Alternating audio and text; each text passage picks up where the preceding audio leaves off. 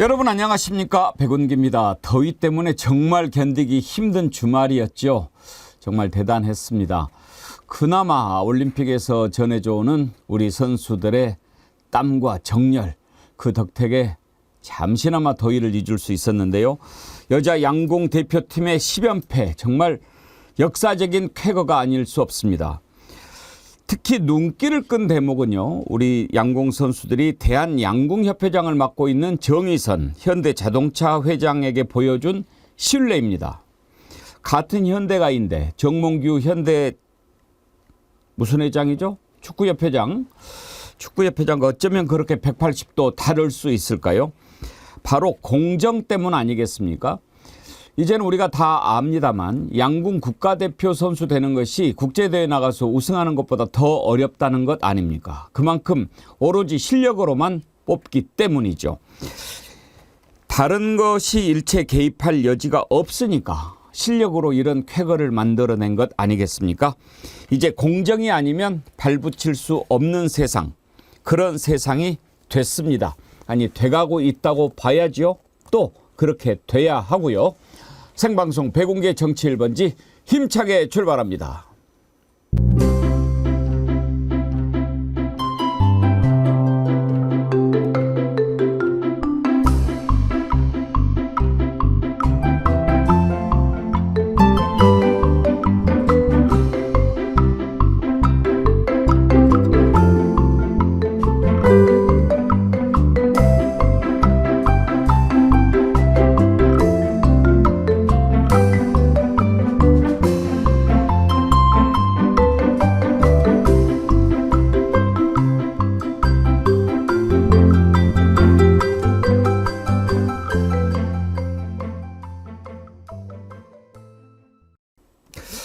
네, 오늘 아침에도 여러분들이 들어와서 아주 많이 힘을 주셨는데 진심으로 감사합니다. 변함없이 님께서요, 오늘 아침에 헥헥거리면서 들어오셨는데 예, 환영합니다. 진심으로 감사합니다. 헥헥 본방 전해왔습니다. 정어리한 여러분, 7월 마지막 8월 시작 모두들 의미 있게 이번 한 주 만들어 갑시다 그러셨는데 저하고 생각이 똑같습니다. 이번 주가 좀 의미가 있는 주입니다. 더 의미가 있는 거 이따가 말씀드릴게요. 이은주님, 백운기 정어리 TV 구독은 탄핵열차 열려고, 좋아요는 윤활유, 탄핵열차 티켓 끊고 탑승합시다. 이건 이상부님 말씀이래요. 잊으신 분은 바로바로 고고 하셨는데 예, 구독 꼭 눌러주시고 좋아요는 반드시 따라오는 거고요. 여러분들 댓글 많이 남겨주십시오. 여러분들이 만들어가는 방송입니다. 글램모에서 드리는 선크림 선물로 드리도록 하겠습니다. 어떤 걸까 궁금하시죠? 지금 말씀드릴까요? 내일부터 예고를 하려고 그랬는데 저희 백운계 정어리 TV가 여의도에 새로운 스튜디오를 마련했습니다. 정말 여러분들이 그동안 보내주신 사랑, 뜨거운 성원 덕택입니다. 새로운 여의도 스튜디오는 훨씬 더 넓고 또 아주 잘 갖춰져 있습니다. 화질이 훨씬 더 좋아지게 될 것입니다. 여러분들, 새로운 스튜디오에서 시작할 백운기의 정어리 TV, 백운계 정치 1번지 생각하면 참 가슴이 설렙니다. 함께 만들어 갑시다. 여러분들께 진심으로 감사드리고요. 정치 1번지도 새로워지겠지만 또 새로운 프로그램도 여러 가지 준비하고 있습니다. 정말 여의도 시대가 이제 다음 주 월요일 8월 5일부터 시작이 될 텐데 여러분 더욱 뜨겁게 사랑해 주십시오. 오늘 함께 하실 세 분 패널 소개하겠습니다. 김종대 전 의원님, 임세은 전 청와대 부대변인님, 구교영 경향신문 기자님 나오셨습니다. 어서 오세요. 네, 안녕하세요. 김종대 의원님 나오시니까 부산이 대인님이 오늘 김종대 의원님 나오셨네요. 김종대 의원님 특종 하나 주시면 부산 태종대 드릴게요. 부산 태종대가 부산이 대인님 검인가 본데요. 그 중학교 때 태종대 수학여행 가는데 우리 선생님이 김종대는 태종대 떼어놓고 왔어야 된다 그러더만 그 태종대 주면은 내가 거기서 뭐 고아가 되지 뭐 내가 완전히 뭐. 김일웅님이 어제 김종대 TV에서 이종호 게이트 비하인드 스토리를 듣고 빵 터졌습니다. 개콘도 이보다 더 재미있을 순 없다고 생각을 했습니다. 김종대 의원님은 단독도 많이 하시면서 개그 코드가 있어서 보기 참 편한 방송 해주셔서 항상 잘 보고 있습니다. 감사합니다. 김종대 의원님. 조만간 동접자 수가 10,000명 꾸준히 나오는 TV로 성장하시길 바랍니다. 지금 김종대 TV 구독자가 얼마나 됩니까? 한 21만 명 되는데 예. 아직까지도 구독을 안 누르고 듣는 그 비양심적인 분들이 좀 있어요. 그래서 제가 양심을 일깨워드리고 있거든 지금. 예. 그래서 조금 늘었어요.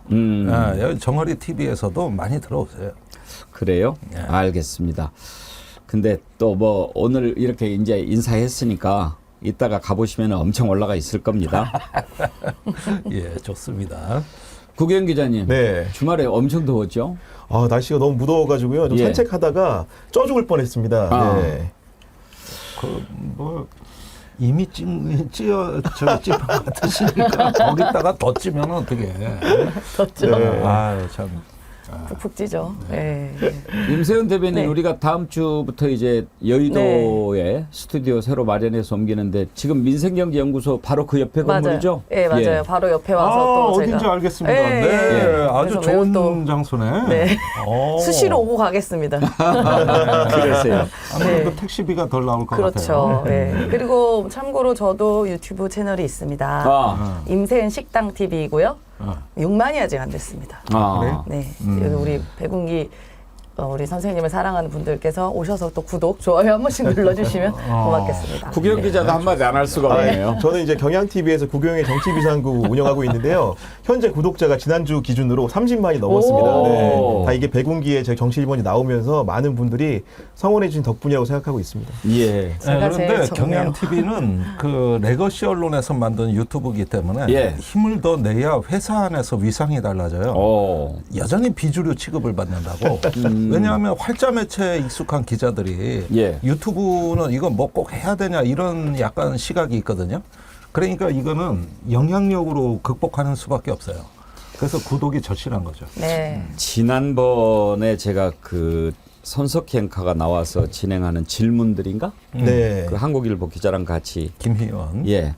논설위원이죠. 하는 것을 봤는데 손석희 앵커가 직접 얘기를 했는지 제가 이제 소리를 제대로 못 들으면서 봤는데 아니면 그 제작진이 자막을 넣었는지 모르겠는데 손석희 앵커가 그런 얘기를 하더라고요. 유튜브는 본인은 안 한다. 그러면서 옆에 자막이 무사는 겹불을 쬐지 않는다. 이렇게 했는데 혹시 손석희 앵커가 직접 얘기했는지 안 했는지는 모르겠어요. 했을 만약에 거라고 직접 봅니다. 얘기를 했다면 저는 그 인식에는 동의하기 힘든 게 유튜브가 겹불이다. 레거시 미디어가 본불인가? 거기에 대해서는 조금 성찰이 있어야 된다고 생각했어요. 왜냐하면 지금 그전에는 뭐 새로운 미디어 형태로서의 유튜브가 겹불일 수는 있지만 과연 무엇이 겹불이고 무엇이 본불인가? 그것은 지금 달라지고 있는 우리 국민들의 수요 행태라든지 또는 지금 레거시 미디어가 보여주고 있는 아주 비정상적인 짓들 이런 것에 대한 성찰이 좀 결여되어 있는 인식 아닌가 그런 생각이 들었어요. 네, 사실 손석희 앵커가 이 유튜브는 잘 모르실 것 같아요. 그날 패널에 김희원 논설위원도 비슷한 말을 했어요. 그런데 이제 유시민 작가하고 가장 충돌한 대목이 바로 그 지점인데 그러면 최재형 목사가 그 디올백 이렇게 건네는 그 영상을 레거시 미디어가 보도했을 것 같냐. 그러니까요. 그러니까 김희원 논설위원은 우린 보도했다. 그런데 이 말이 사실이 아니라는 거예요. 왜 그러냐면은 그 서울의 소리에서 그 최재형 목사 영상이 공개되고 아무 언론도 안 써줬어요. 그걸 쫓아오질 않았거든요. 그러니까 인용 보도 자체도 안 하는데 먼저 보도한다는 용기를 냈겠느냐. 이 부분에서 대다수 사람들이 회의적입니다. 그리고 사실은 그 많은 기사가 킬당했거든요. 그래서 과거에 그 50, 60 시절에 그 레거시 미디어가 엉망진창일 때 대자보가 역할을 했지 않습니까? 오늘날 그 대자보가 유튜브입니다. 네. 예. 맞습니다. 유튜브가 그런 대자보의 조금 진화된 형태라고 보시면 되는 거예요. 그런 언더통신 뭐 이런 어떤 유튜브가 없었다면은 우리가 어떻게 70년대, 80년대 그 어두운 시절을 견뎌왔겠습니까? 그때 그 소설도 아니고 저 대설 그 김지아의 똥바다라고 들어보셨나? 예. 오적이라고 들어보셨나? 그거 썼다 감옥 갔거든. 이런 식의 어떤 것들이 풍자냐 자살이냐 하면서 한 시대를 저항했던 언론의 역할이 지금 유튜브로도 이어지고 있어요. 물론 부작용이 많죠. 인정합니다. 그러나 반면에 또 이런 걸 통해서 우리 해방구를 만들어 나가는 대자보 문화다. 이런 것도 좀 인식을 해주셨으면 좋겠어요. 그러니까 좀 너무 낡은 생각 갖고 계신 것 같아요. 아마 손석희 사장님도 이제 연세가 있으시다 보니까 보기에는 그렇지만 좀 상당히 나이 있지 않으십니까? 그러니까 뭐 나이의 문제는 아니겠지만 근데 좀 낡은 그런 건 방식이다. 아니에요. 낡은 방식의 생각인 것 같다. 뭐 본불 겹불이 어디 있습니까? 이게 다 어쨌든 국민들이 우리 듣고 싶은 얘기를 듣고 뭐 새로운 소식을 알게 되고 하는 거잖아요. 말씀하신 것처럼 그 디올백 문제도 사실 서울의 소리에서 제가 그때 같이 생방을 했었어요. 디올백 밝히는 첫 영상에. 저는 다음 날 난리가 날 줄 알았거든요. 온 세상이 아무 일이 없더라고요. 아, 그렇죠. 예. 그래서 저 오히려 더 활성화돼야 된다. 이 유튜브가 저는 그렇게 생각하고 있습니다. 한국일보가 최근에 의미 있는 단독 보도 특종을 하는데 그것도 처음에는 전혀 보도 안 하던 분위기였어요. 그러다가 얼마 전에 내부 회의가 있고 나서 야 이제는 쓸 때다. 이래가지고 따라오거든요. 언론은 맨 앞줄에 서 있어야 되는데 항상 중간에 위치하세요. 그러다 보니까 아쉬운 점이 많죠. 뭐 손석희 앵커를 비난할 생각은 추호도 없습니다. 아니 정말 존경받는 그런 언론인이고 다만 이제 그 인식에 대해서 제가 좀 생각해보는 그런 기회가 됐다 하는 차원에서 말씀을 드리는 거고요.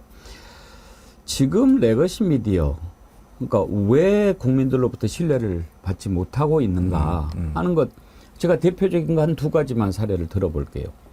지난번에 이제 지금은 청문회가 계속이 되고 있습니다만은 맨 처음에 탄핵 입법 청원이 올라왔을 때 이제 청문회를 하지 않았습니까? 얼마나 많은 국민들이 거기에 대해서 관심을 가졌습니까? 그런데 아무 때도 중계를 하지 않습니다. 국민들이 그렇게 관심을 갖고 있는데 그러니까 수요가 있다는 것을 모른다고 한다면 지금 레거시 미디어는 완전히 분석 기능이 절단 난 것이고 왜 몰랐겠습니까? 눈치 보느라고 안 한 거죠. 그렇다면 본분을 저버린 겁니다. 제가 어제 아침에 KBS 이렇게 봤더니 아침에 일요진단인가 하는 프로그램에서 체코 원전 수주 관련해서 장관 불러다가 인터뷰하더라고요. 뭐 큰 일을 했으니까 할 만하죠. 다룰 만합니다. 공영방송이.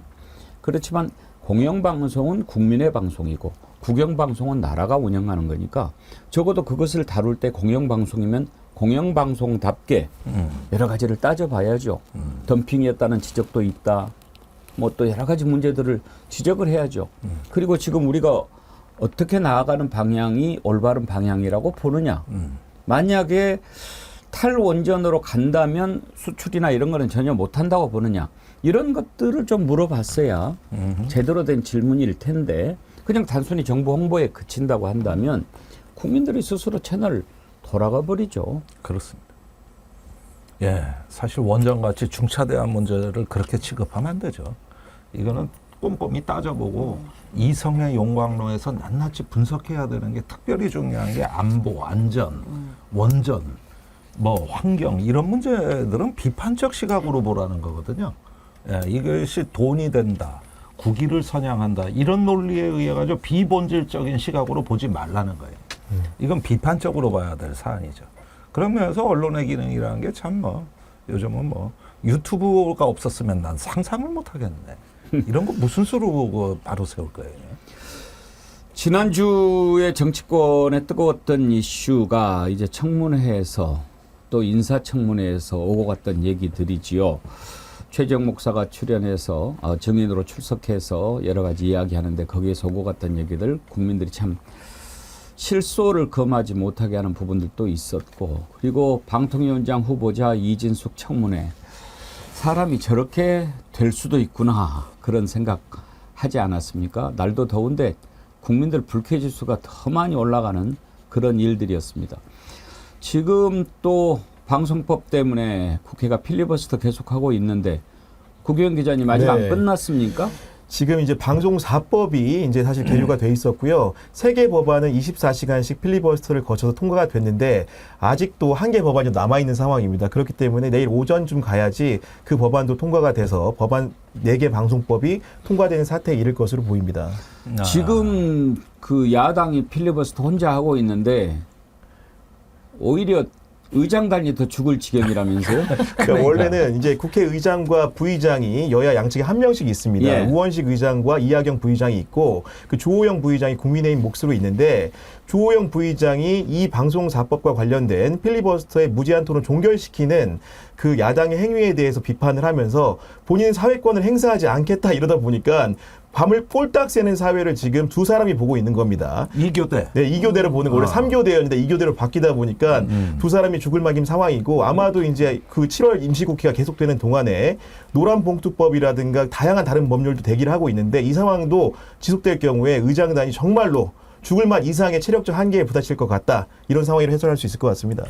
아니 이거는 전례가 없죠. 그 사회권을 거부한다는 거는 흔한 일은 아닙니다. 일단. 그리고 3교대를 2교대 근무하라는 건 부당노동 행위 아닙니까? 그렇죠. 그런데 저기 이 점은 좀 유심히 보실 필요가 있는 게 대부분 국회의장은 당적이 없는 이렇게 통합된 집단이었거든요. 이게 균열된 건 상당히 뼈아픈 거예요. 제가 알기로는 이번에 국회에서 7월 17일 재헌절 그 행사가 있었잖아요. 예. 국민의힘 쪽 국회의장단이 안 온 걸로 돼 있어요. 물론 연세도 많다 그러지만 이것도 전례가 없어요. 주호영 부의장이 무슨 연세가 많아요? 아니 역대 의장들. 아, 역대 의장들이. 예. 예. 그러는데 이게 지금 저기 우리나라에 그래도 아무리 정치가 분열되고 정쟁으로 얼룩지는 와중에서도 한국 사회에 현인 그룹이 하나 있다 그러면 국회의장단 모임이었거든요. 그렇죠. 제가 이게 잘 알려지지 않았지만은 여기서 나오는 어떤 쓴소리들이라든가 당을 초월한 목소리들은 굉장히 귀한 집단이다. 귀한 목소리다. 제가 이런 얘기를 여러 차례 한 적이 있는데 그것마저도 없어졌다는 거예요. 그랬더니 재헌절 행사도 반쪽 행사가 되고 말았다는 건데 이건 충격적입니다. 아니 재헌절이 무슨 당파적 회의입니까? 그러더니 이제 사회권까지도 당파적으로 본다는 거거든요. 이렇게 돼가지고 뭐 죽을 맛이라는 건 두 번째 문제고 이게 한국 민주주의에 나는 중요한 하나의 플랫폼이 사라졌다고 봐요. 그게 바로 의장단, 한국의 현인 그룹이 사라지고 있다는 거예요. 의미 있는 지적이십니다. 지금 뭐 의장단 죽을 지경이지만 국민의힘이야말로 정말 죽을 노릇 아니겠어요? 임세현 대변인 그거 끊어지는 순간 끝인데 계속 돌아야 되잖아요. 별로 하고 싶지도 않을 것 같은데. 그러니까 지난번에 필리버스터에서도 드러났잖아요. 그래서 필로버스터 나란 얘기가 나오지 않았습니까? 되게? 네, 다 네. 주무시고 이래가지고 그래서 사실 이번에도 필리버스터를 한다 했을 때 얼마나 그 의미에 대해서 무겁게 생각하는 사람이 있었겠냐라고 싶습니다. 그러니까 이러더라고요. 이제 우리가 필리버스터를 할 거다라고 얘기하니까 많은 분들이 아 드디어 또 수면의 시간이 돌아왔냐. 라는 이야기가 나옵니다. 그러니까 진심이지 않은 것이죠. 이거에 대한 무제한 반대 토론인데 토론을 위한 토론이 아니라 그냥 그저 시간 끌기 용 아니냐라는 지적이 저는 합당하다고 봅니다. 또 이번엔 누가 주무셨나 모르겠네. 아니 이번엔 정신 바싹 정신 차렸어요? 왜냐하면은 그때 입 벌리고 자는 사진 때문에 네네. 김민전 의원 같은 경우는 평생 처음으로 그런 큰 충격을 받았다. 본인이 쌓아온 이미지가 한순간에 다 무너진 거예요. 네. 그 뒤로는요, 방 꼴딱 새며 듣고 있어요, 지금. 그땐 좀 근데 존 것도 아니고 그냥 아예 딥슬립 하지 않습니까? 아니, 코는 안 네. 걸었나 뭐. 아니, 그런데 정작 본인은 심각한 타격을. 그래서 이게 이렇게 어떤 아무 생각 없이 초선의 정치를 시작했다는 게 이게 계속 따라다니니까 그 사진이. 예, 이게 큰 타격이고 이런 점에서 지금 어떤 여사의 이미지 추락이나 이 국민의힘의 어떤 이미지 추락은 이게 동반하는 것 같아요. 네. 여사님도 이번에 그러니까 이른바 검찰 소환 사건 있지 않습니까? 예. 검찰 감금 사건이라도 얘기하던데요. 여기서 어떤 그 교포들이 미국 교포들이 보는 저널이 있습니다. 거기에 그 당시에 상황이 나와 있대요. 근데 이렇게 책상에서 조사를 받는 우리가 상식으로는 그렇잖아요. 그게 아니라 소파에서 조사를 받았다라는 얘기가 있어요. 그 소파에서 편안한 그 방식으로 뭐 다리도 꼬기도 하고 심지어 언성을 높이기도 했다는 얘기가 있습니다. 그러니까 침대가 아니고 소파입니까? 다행히 소파더라고요. 좀 편안한 소파라고 하긴 하더라고요. 그래서 그게 과연 조사가 맞냐. 예. 휴식하러 간 거다라는 얘기가 언제까지 맞는 하는가 거죠. 한번 네. 봅시다. 네. 이경란님, 이해가 안 되는 게 어차피 대통령 거부권 행사할 텐데 왜 저렇게 힘들게 필리버스터를 할까요? 결국에는 투표 결과가 다 보이는데 대통령한테 보여주려고 하는 거 아닌가요? 보고 있으면 답답해요. 그런데 일리 있는 예, 주제예요. 아주 뭐 네. 날카로운 우리 정의원들이 정치 10단이라니까요. 오. 예. 박종성님은 이런 지적하셨어요. 구교영 기자님, 방송사법 4개 법안이 통과되는 사태, 그게 사태입니까? 상황이라고 하셔야지요. 네. 그랬는데. 아, 죄송합니다. 제가 부적절한 용어를 쓴 부분을 시청자들에게 사과드립니다. 네. 예. 다음 주부터 여의도 시대 열린다고 했더니 아이고 제가 괜히 말씀드렸나 봐. 이런 거 이제 예, 아무튼 뭐 감사합니다. 하영민 님. 여의도 입성 축하. 이삿짐 옮기시느라 힘드셨을 텐데 떡값에 보태세요. 정어리 TV 발전을 위하여 하면서 슈퍼챗 보내주셨고요. 변함없이 님. 더운데 여의도 사무실 꾸미느라 수고하시는 분들께 아이스 깨끼 쏩니다. 아이고. 쪼사루스 조영래님, 백운기의 정어리 TV 넓은 바다로의 항해를 축하합니다. 탄핵열차 차차차 챌린지도 참여 부탁드립니다 하셨고요. 동천성님, 여의도 입성하시면서 커피 드세요 하셨는데 감사합니다. 먼저 오늘 2부에서 최재형 목사님 인터뷰 예정이 돼 있는데요. 기대되네요. 지난주에 나와서 그런 말씀하셨죠. 지지난주 금요일인가요? 김건희가 밤마다 평창동에 간다. 무엇 때문에 가는지 정말 궁금했는데 2부에 나오시면 한번 그거 물어보도록 하겠습니다. 그런데 지난주 금요일에 청문회 출석하지 않았습니까? 저는 국민의힘 유상범 의원 호를 하나 붙여주고 싶어요. 똥볼 유상범. 이게요. 똥볼을 한 번 정도 차면은 뭐 그럴 수 있어요. 근데 계속 차면 그건 문제가 있는 겁니다. 선수 교체해야 됩니다. 지난번에도 뭐 골프장 3부 얘기했다가 얼마나 창피했습니까? 그런데 이번에 최재형 목사한테 이제 왜 그러는 줄은 알지요. 최재형 목사 지금 본질이 김건희한테 명품백 주고 이제 그 부분 가지고 이제 얼마나 힘들겠습니까? 그러니까 어떻게 해서든지 최재형 목사를 빨갱이로 몰아붙여 가지고 이제 판을 뒤집어 보려고 하는 것 같은데 그래도 좀 정당하게 해야죠. 다른 사진을 갖다가 이거 갖다가 공격하고 그러면 되겠습니까? 그거는 아니죠. 어떤 장면인지 여러분 아시겠지만 한번 다시 보시죠. 자, 우리 혁명 열사는 가서 참배하신 적 있는 거, 그럼 이 사진 맞죠? 네, 맞는지 안 맞는지 답변하세요. 저기는 제 사진이 아닙니다. 김정은 위원장 사진 아닙니까? 아, 오른쪽에 보세요. 오른쪽은 맞죠? 제북 인사묘입니다. 혁명 열사능이 전혀 아닙니다. 아, 다른 데입니까? 뭐, 대한민국의 국회 부의장 2분, 국회의원 24명이 안장되고 초대 서울대 총장 이춘호 박사, 초대 고려대 총장 알겠습니다. 현상유 박사가 묻혀있는 네, 그 알겠습니다. 묘지입니다. 네, 왜 알겠습니다. 혁명 열사능이라고 넘겨보세요. 왜곡을 하십니까? 아시면서. 자, 그래서 물어봤잖아요. 왜곡하지 아, 마십시오. 왜곡한 게 아니라 그래서 확인해 제북 인사묘라고 분명히 써있는데 내가 왜 혁명 가만 있어봐요. 열사능이라고 왜곡을 합니까? 최정혜, 내가 말씀하십시오. 분명히 간 게 맞습니까? 물어봤잖아요. 위에 내가- 타이틀이 아, 있지 않습니까? 타이틀이 있고 왜 확인하는 왜곡을 거 아니에요? 하시냐고요. 자, 타이틀을 왜 넘겨보세요. 붙이냐고요. 제북 인사묘라고 넘겨보세요. 책에도 써 있는데. 저런 거를 방귀 놈이 성낸다고 하는 거예요. 본인이 그렇게 해놓고 확인해 좀 그게 저건 정말 비양심적이네요. 아, 진짜 너무 그렇죠. 수준 떨어지네요. 어떻게 대한민국 국회의원 수준이 저 정도밖에 안 됩니까? 그 유상범 의원이 지난번에 3부 얘기하면서 골프 3부 얘기해서 별명이 유3부로 바뀌었잖아요. 근데 이젠 또 무슨 별명을 해야 될까? 근데 저는 최재형 목사님이 실수하신 게 있어요.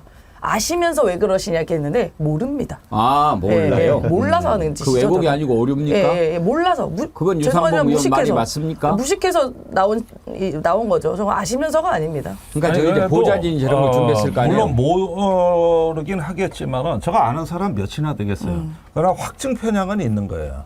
그러니까 김정은 사진을 보니까 묘지네. 그런데 비슷하네.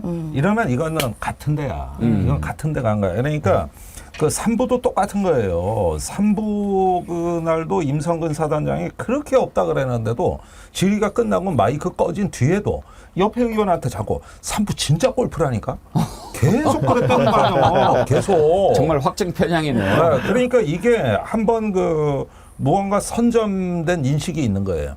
그리고 한번 누가 이야기 스토리라인을 만들어주면은 거기에서 이 양반이 헤어나오질 못하는 게 사고 체계가 대단히 어떤 그 편향돼 있기 때문에요. 그래서 이런 확증 편향으로 세상을 보게 되니까 누가 항변을 해도 소용이 없어요. 안 들어.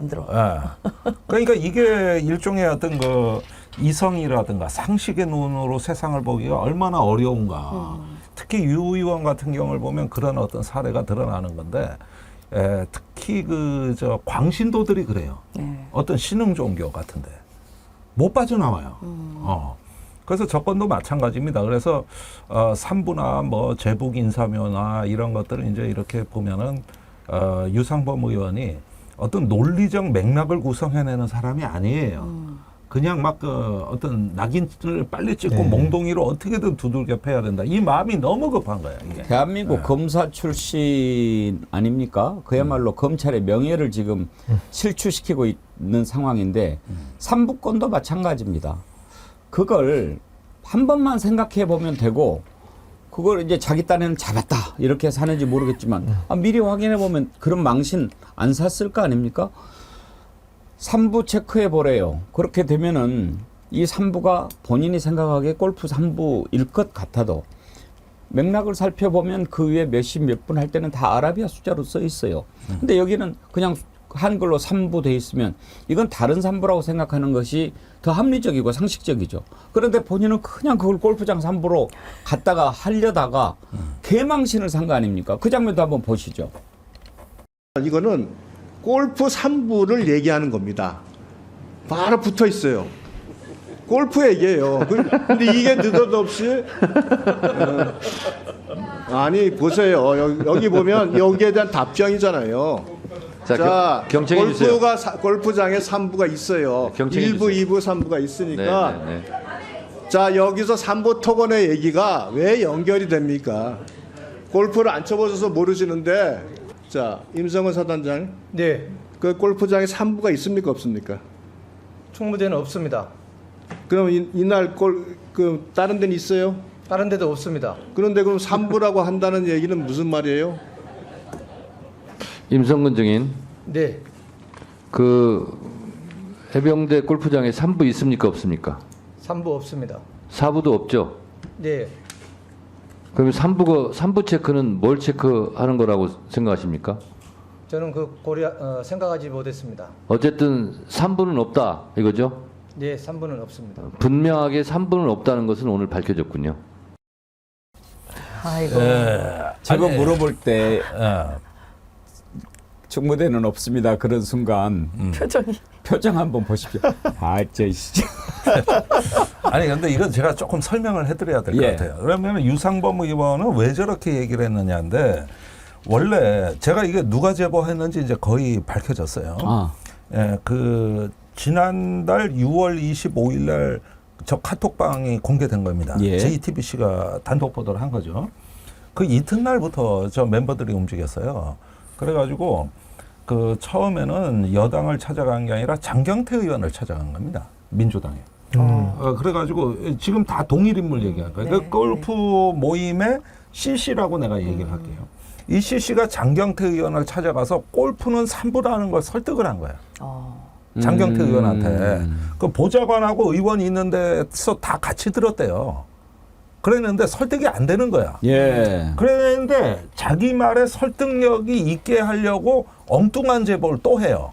그게 뭐냐 하면은 김계환 해병대 사령관, 카톡방의 멤버인 송호중 씨, 그 다음에 이제 이종호 씨, 이렇게 셋이 찍은 사진이 법사위에서 공개가 되고, 그 다음에 작년에 임성근과 이종호가 만났다. 이 제보도 합니다. 그러니까 장경태 의원은 깜짝 놀랄 거 아니에요. 그렇게 엄청난 제보를 분명히 임성근은 이종을 모른다 그랬는데 네. 만났다고? 그랬는데 그러면서 끼워 넣기로 파는 거예요. 근데 3부는 골프입니다. 이랬던 거예요. 그런데 저기 뒤에 제보한 그 증거, 이거 사진은 장경태 의원이 법사위에서 공개를 한 거예요. 여기 사진 말이야. 당신이 초대장 보내가지고 거 일사단에 와서 다 사진 찍었잖아. 예, 예. 이런데도 모른다 그래. 그러니까 모릅니다. 그러면은 여기까지는 그렇다 치는데 여기서 골프 3부 얘기는 장경태 의원은 빠진 거예요. 그건 말이 안 되니까. 그런데 그 동일 인물이 국민의힘을 또 찾아간 거예요. 그래가지고 권성동, 윤상현 의원도 만난 것 같은데 이 두 분이 지난주에 앞서거니 뒤서거니 기자회견을 했는데 3부 토건은 저 주가 조작 아니다. 그다음에 권성동 의원은 장경태가 저 제보 공작했다. 이렇게 얘기를 하는 거야. 네. 그러니까 이것도 깜짝 놀랄 일이거든요. 보니까 다 동일 인물이 여에 붙었다, 야에 붙었다. 야당 같다, 여당 같다. 이 짓을 한 거야, 지금까지 보니까. 그래가지고 이걸 가지고 찌끄레기 저기 제보를 받아가지고 권성동 의원이 녹취록을 까면서 장경태 의원이 제보 공작을 했다 이 얘기인데 네. 이러는 와중에서도 면면하게 흐르는 거는 3부는 골프다예요. 네. 3부 토관이 아니라는 거야. 이게 이 전체적인 소동의 본질이에요. 그걸 하기 위해 이 소동을 한 거예요. 네. 그러니까 저기 국회를 찾아간 이 시모 씨는 26일 날 카톡방이 보도되자마자 사실은 박정훈 대령을 찾아가 가지고 김규현 변호사 믿지 마라 3부는 골프다 이랬는데 설득이 안 되거든. 네. 그래서 박정훈 대령의 그 해사 사관 동기생을 찾아가 가지고 거기 가서도 3부는 골프다. 안 되니까 국회로 찾아온 거예요. 이렇게 이제 스토리가 된 건데 한 미꾸라지 한 마리가 온 동네를 다 이렇게 하니까 여야가 다 거기에 이제 네. 그런데 지금 그 문제의 인물 중에 하나 이종호가 예. 김규현 변호사 그다음에 김종대 의원님 JTBC를 허위 사실 적시 명예훼손 혐의로 고소했다고 그러던데요. 그렇습니다. 거기에도 이 CC가 들어가 있어요. 그 카톡방 멤버들이 거의 다 들어가 있어요. 고소당한 기분이 어떠세요? 아니 나는 여러 차례 얘기했지만 이건 굉장히 잘된 일이다. 오히려. 예, 잘된 일이고 특히 김규현 변호사가 너무 외롭게 싸우길래 우리가 기성세대로서 같이 고소당함으로써 내가 그 옆에 설 수 있게 됐다. 당사자로서. 그런 면에서 김 변호사가 오히려 많은 위로를 느끼고 힘을 받지 않을까 해서 잘된 일이라고 생각한다. 예, 저는 이런 얘기도 하면서도 이걸 술술 지금 저기 풀어가고 있는데 보니까 이 고소고발도 동일 인물이야.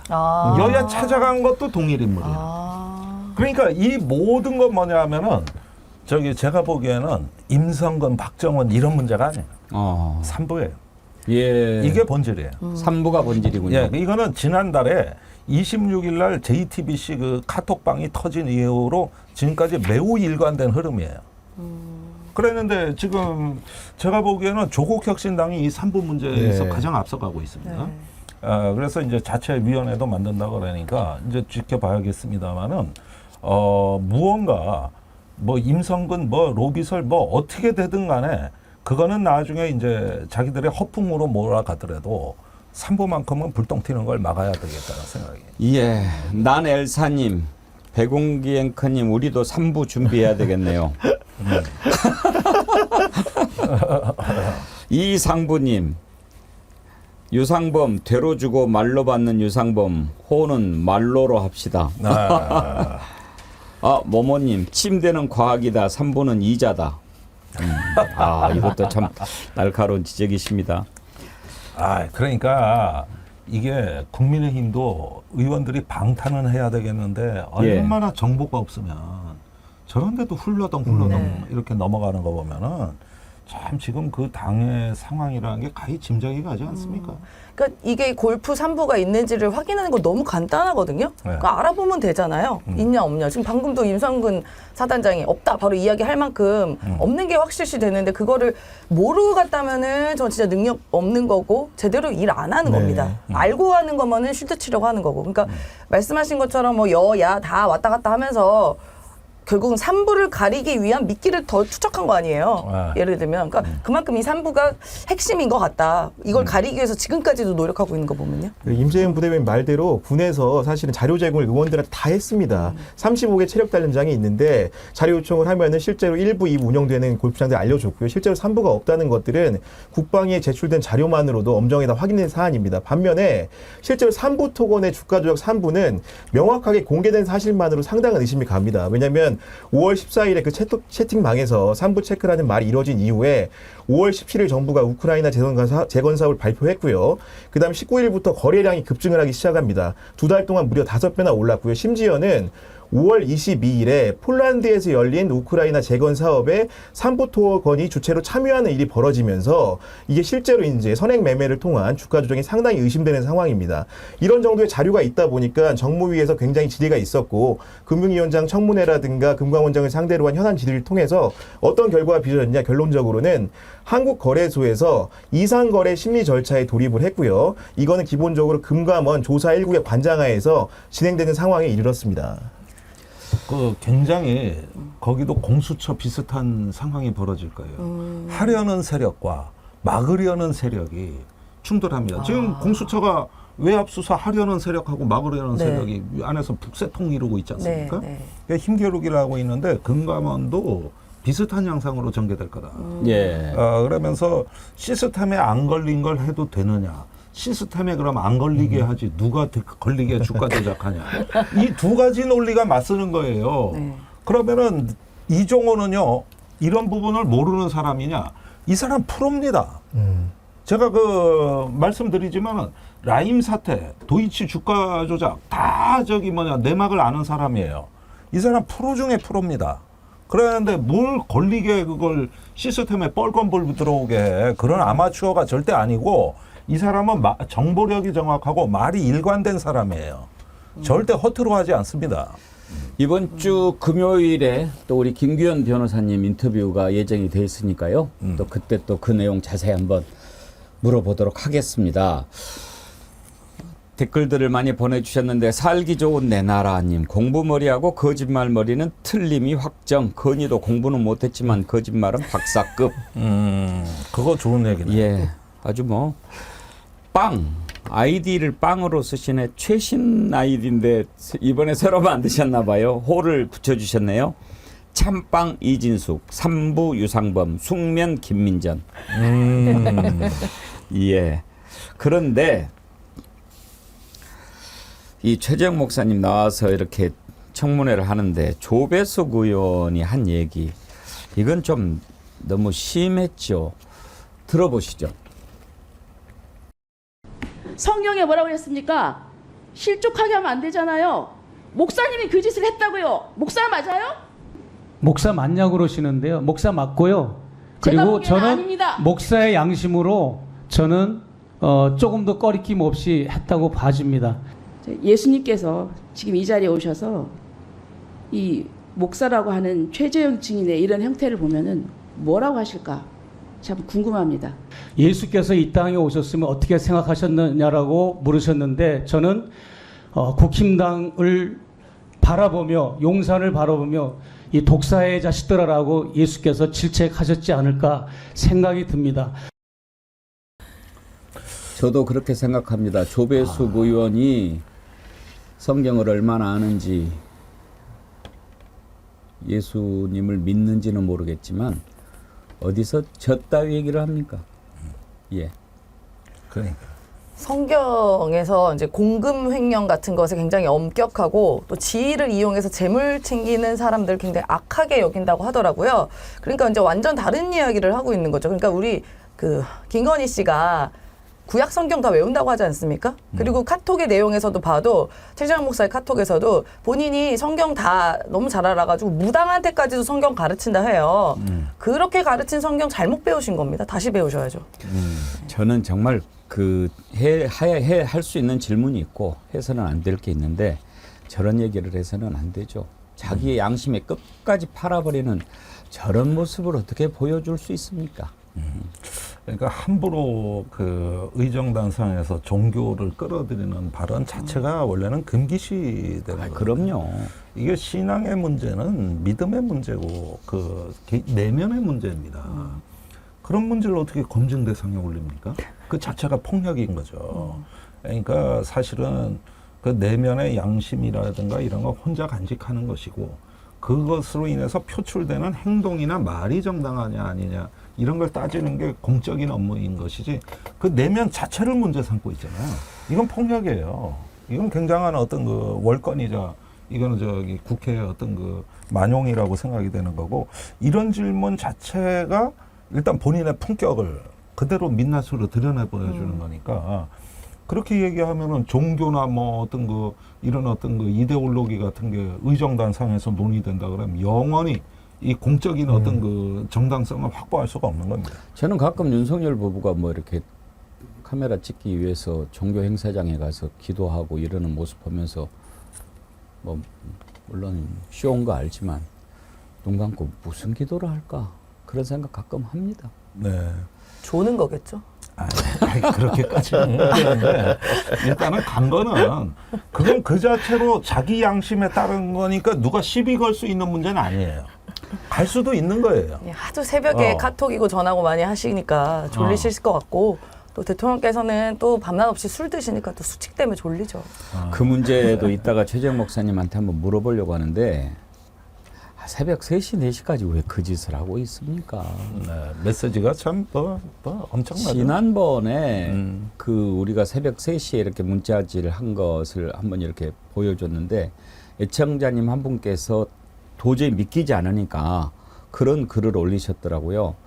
좀 팩트를 체크를 해 보셔야 될 겁니다. 그럴 리가 없을 수도 있습니다. 새벽 3시에 문자를 하겠습니까? 아마 이게 공개를 한 게 최재형 목사님 핸드폰이니까 최재형 목사가 미국에 있을 때 그때 카톡을 했으니 미국 시간이 새벽 3시로 돼 있지 않았겠습니까? 아, 그게 좀 합리적일 수 있겠다 싶더라고요. 우리가 상식적으로 새벽 3시에 그 카톡을 이렇게 하는 거 쉽지 않잖아요. 근데 지금 보니까 새벽 3시, 4시에 했더라고요. 네. 올빼미. 자, 이분을 위해서 남겨두기로 하고 지난주에 정말 또 화제 인물 단연 워스트 꼽힌 이진숙 한번 보지요. 우리가 그 사흘간 청문회를 통해서 도대체 저 사람이 왜 저 자리를 가려고 하는가 이해가 안 됐지요. 가장 분개하는 지점은 역사관이었습니다. 5.18을 폄훼하는 것에 좋아요 눌렀다가 그거 잘못됐다고 지적하니까 손가락 운동 조심하겠다고 이따 이야기를 했던 그 주둥이죠. 그런데 위안부 문제에 대해서 질문을 했는데 답을 할 수가 없다고 그래요. 강제로 끌려갔냐 자발적으로 갔냐 그걸 물어보는데 왜 답을 못합니까? 보실까요? 위안부입니까? 아니면 강제입니까? 아니면 자발적입니까? 논쟁적인 사안이기 때문에 답변하지 않겠습니다. 도대체 뭐가 논쟁적이라는 겁니까? 일본군 위안부 문제가 개별적인 사안입니까? 아니 김 의원님 우리나라의 장관급 공직자가 되겠다는 후보입니다. 그러면은 위안부가 자발적으로 간 거냐 강제 동원된 거냐라는 것에 대해서 얘기를 못 하겠다. 어떻게 받아들여야 됩니까? 굉장히 그 위험한 사고방식인데 평소에 뭐 5.18도 북한군이 사중한 폭동이라는데 좋아요를 누르신 분 아닙니까? 그래서 이 일련의 어떤 그 흐름들을 보면은 아 이분의 어떤 사고방식이 이제 극우 뉴라이트의 이너서클에 있구나. 그리고 그게 오늘날 저 자리에 앉아있는 이유가 되는구나 하는 뒷배경을 짐작하게 하는 부분들입니다. 그리고 다른 어떤 그 증언들하고 이렇게 전부 다 통합을 해서 우리가 보았을 때 굉장히 위험한 인물이다. 굉장히 위험하다. 앞으로 실제로 저런 망언은 방통위원장 맡고서도 얼마든지 하겠구나. 이런 부분에서는 그게 언론관을 구성하는 것이고 그렇게 되면 이제 가는 방향이 보이는 것이죠. 그리고 사실은 말이에요. 저런 발언은 아무리 극우건 뉴라이트건 간에 이명박 박근혜 때도 못했던 말이에요. 그때 공직자가 저런 말을 한다는 거는 거의 뭐 일면 톱으로 아주 뭐 발칵 뒤집어질 일이거든요. 근데 오늘날은 저런 사람들이 많아졌어요. 우리 공직사회에 많아졌다고. 이 이유를 한번 생각해 보셔야 돼요. 최근에 와서 이제 역사의식이 많이 희미해지고 먹고 살기가 어려워지고 또 어떤 사람들이 좀 시민들이 분열돼 가는 가운데 그 틈을 타고 저런 어떤 캐릭터가 등장하는 거구나. 이런 어떤 부분에서 우리가 좀 위기의식을 가져야 되지 않을까 생각이 듭니다. 구경영 기자님, 이번에 이진숙 후보자가 네. 청문회에서 보여줬던 역사관 또 국가관 가치관 이런 거 논쟁거리가 된 게 많았죠. 네, 상당히 많았습니다. 아까 이제 의원님 설명해 주신 대로 그냥 일본군 위안부 문제뿐만이 아니고 5.18에 대한 인식이라든가 여러 가지 각종 현대사에 대한 인식조차도 왜곡되고 굴절됐기 때문에 과연 정말로 이분이 MBC에서 공주파 방송에서 기자 생활을 오래 한 것인지 의심이 들 정도로 그런 태도를 갖고 있다 보니까 국민적 실망도 굉장히 컸고요. 여기에 더해서 사실은 MBC 대전 MBC 사장을 하면서 법인카드 유용 의혹도 불거졌습니다. 이 부분에 대해서 그 청문회 과정에서 파헤치기 위한 여러 가지 시도가 있었지만 결국 개인정보를 미동의하면서 세부적인 내역을 제공하지 않다 보니까 사흘간으로 청문회가 길어졌고 이후에는 야당에 있는 청문위원들이 직접 대전 MBC 현장 검증을 가는 사상 초유의 사태도 벌어지기도 했습니다. 지금 뭐 그동안 법화 갖고 야당 탄압을 얼마나 많이 했어요. 그런데 오늘 아침에 인터뷰들 들어보니까 법사위나 과방위에서는 이 청문회가 끝나도 청문회 여부와 관계없이 이진숙 후보자를 고발하겠다는 입장이더라고요. 그런데 사실 여태까지 이 정부가 해왔던 법화 갖고 정치 개입한 거 보면은 이건 사유가 되고도 남죠. 특히 새벽 4시에 집 앞에서 그것도 커피 한 잔 먹은 거에 공무라고 한다든가 빵을 한꺼번에 100만 원어치를 주문한다거나 뭐 이런 것들 또 냉장고에 먹다만 와인이 있는데 그거 비싼 거더라고. 뭐 이런 거라든가. 그러니까 이런 부분들이 쭉 우리가 흐름으로 봤을 때 아 이게 무슨 의미가 있냐 하면은 다 내 거예요. 그러니까 굉장히 특권 의식이 강하신 분입니다. 그리고 이 법카만 문제가 된 게 아닌 걸로 알아요. 제가 알기로는 그 경영본부에서 하는 외부 손님의 선물은 그 법카가 아닌 다른 카드로 또 결제한다는 거예요. 그러면 외부 선물이나 뭐 빵이나 와인은 얼마든지 다른 경비 지출도 가능하다는 건데 여기에 법카까지 끼어든 거거든요.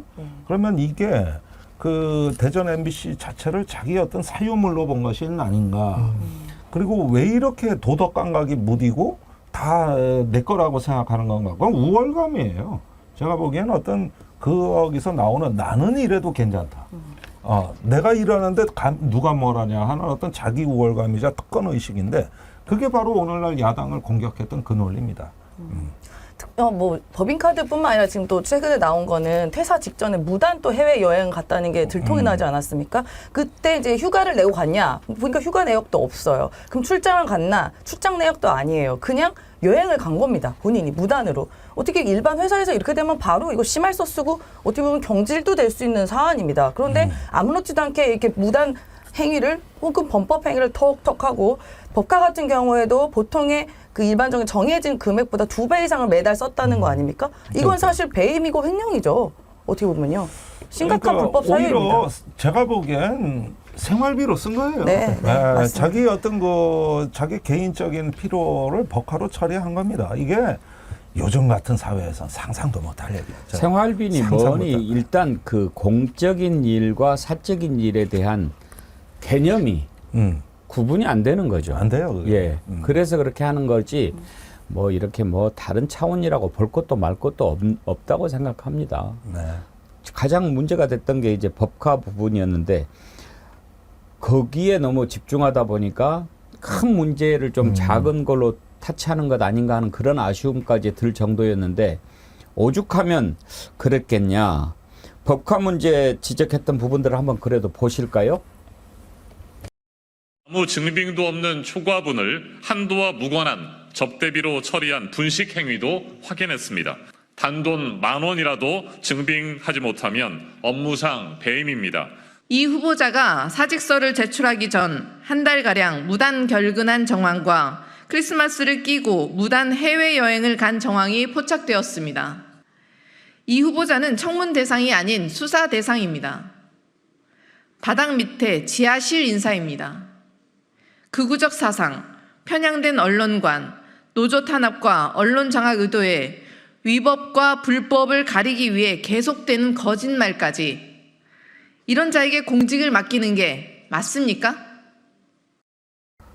구 기자님, 이번에 네. 논란이 된 게 여러 가지가 있었는데 이 법인카드 사용 문제에서 드러난 이진숙 후보자의 어떤 공적인 것에 대한 네. 인식 이런 부분들은 매우 심각해 보였어요. 맞습니다. 사실은 법인카드 사용에 대해서는 대법원의 판례가 굉장히 엄격합니다. 아까 이제 민주당에서 설명을 했는데 단 10,000원이라도 개인적으로 사용한 부분이 있으면 업무상 배임의 유죄를 선고하는 판례가 있고요. 실제로 이제 개별적인 행태로 좀 설명을 드려보자면은 이진숙 후보자가 2018년 1월 8일에 그 사직서를 제출합니다. 대전 MBC에. 그리고 나서 이제 1월 9일 날에 이제 쉽게 해임 처리가 완료가 됐는데 그 상간에 어떤 일이 있었냐면은 1월 8일 오후 8시 15분쯤에 강남구 대치동에 있는 본인 자택 근처에 있는 보리밥집에서 36,500원을 결제한 내역이 발견이 됩니다.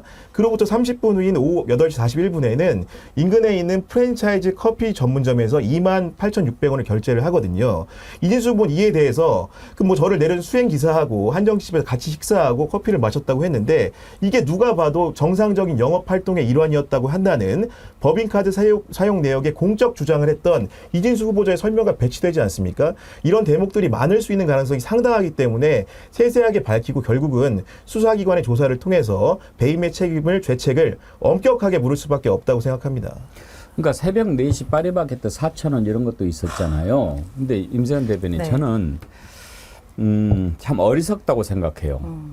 그러니까 일단 본인이 저는 한 번도 법인카드를 사적으로 쓴 적이 없습니다. 이렇게 얘기를 해놓고 하다 보니까 그런 답이 나온 것 같은데 사람이 실수할 수는 있죠. 네. 뭐 예를 들면 내가 새벽에 일찍 일어나서 커피를 마시고 싶어서 거기를 갔는데 갖고 있던 것이 법인카드밖에 없어서 일단 그걸로 결제를 했다.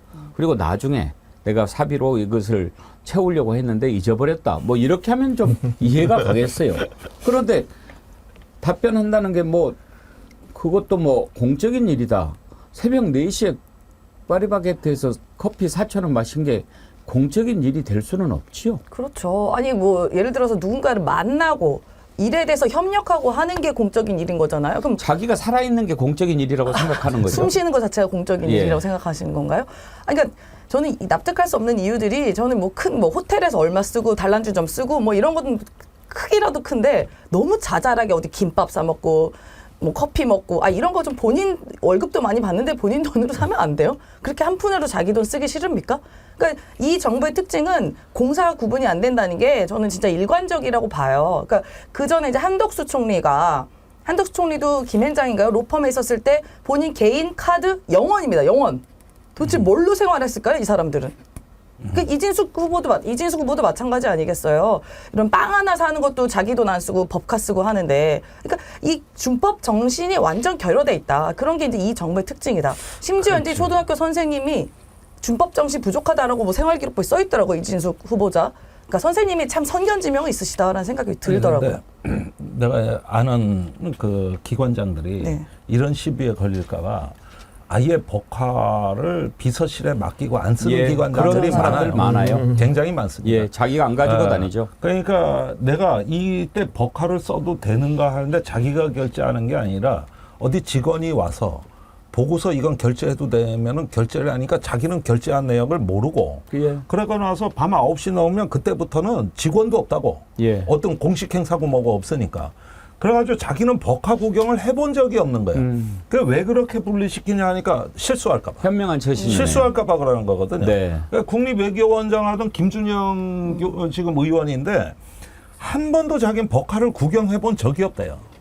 아예 자기 손을 떠나게 해가지고 그러다가 비서실에서 계산을 안 하면 자기 개인 카드로 하는 거예요. 요거는 시한을 넘었으니까 9시가 넘었으니까. 그래 대부다수가 그래요. 그렇죠. 대다수가. 그래서 맞습니다. 한 푼도 유용 안 하게 구조적인 장치를 마련하는데 여기서 이제 이진숙 후보자한테 의원들이 물어봐야 될 거는 평소에 개인 법카는 누가 소지하느냐. 그다음에 증빙을 해야 될 때 증빙 서류는 이진숙 후보자가 직접 내느냐. 그러면 비서실에서 다 정리를 해야 맞아요. 되거든. 네. 그 절차를 하는 걸 알고 있는지 모르는지를 물어봐야 돼요. 이거.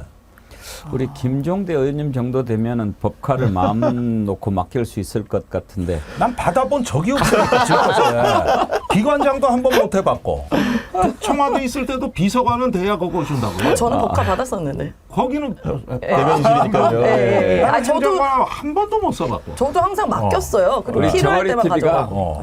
법카 만들 정도 되면 제가 드리도록 하겠습니다. 그러니까 법카 있는 직장 좀 해봅시다. 그리고 이제 동일 기준, 동일 잣대가 중요한데요. 지난해 보면은 방통위에서 해임 의견했던 남영진 전 KBS 이사장 같은 경우에 보면은 법인카드 자택에서 좀 쓴 문제가 불거져가지고 결국 해임됐고 예. 유시춘 그 EBS 이사장 같은 경우에도 지금 검찰 수사를 받고 있거든요.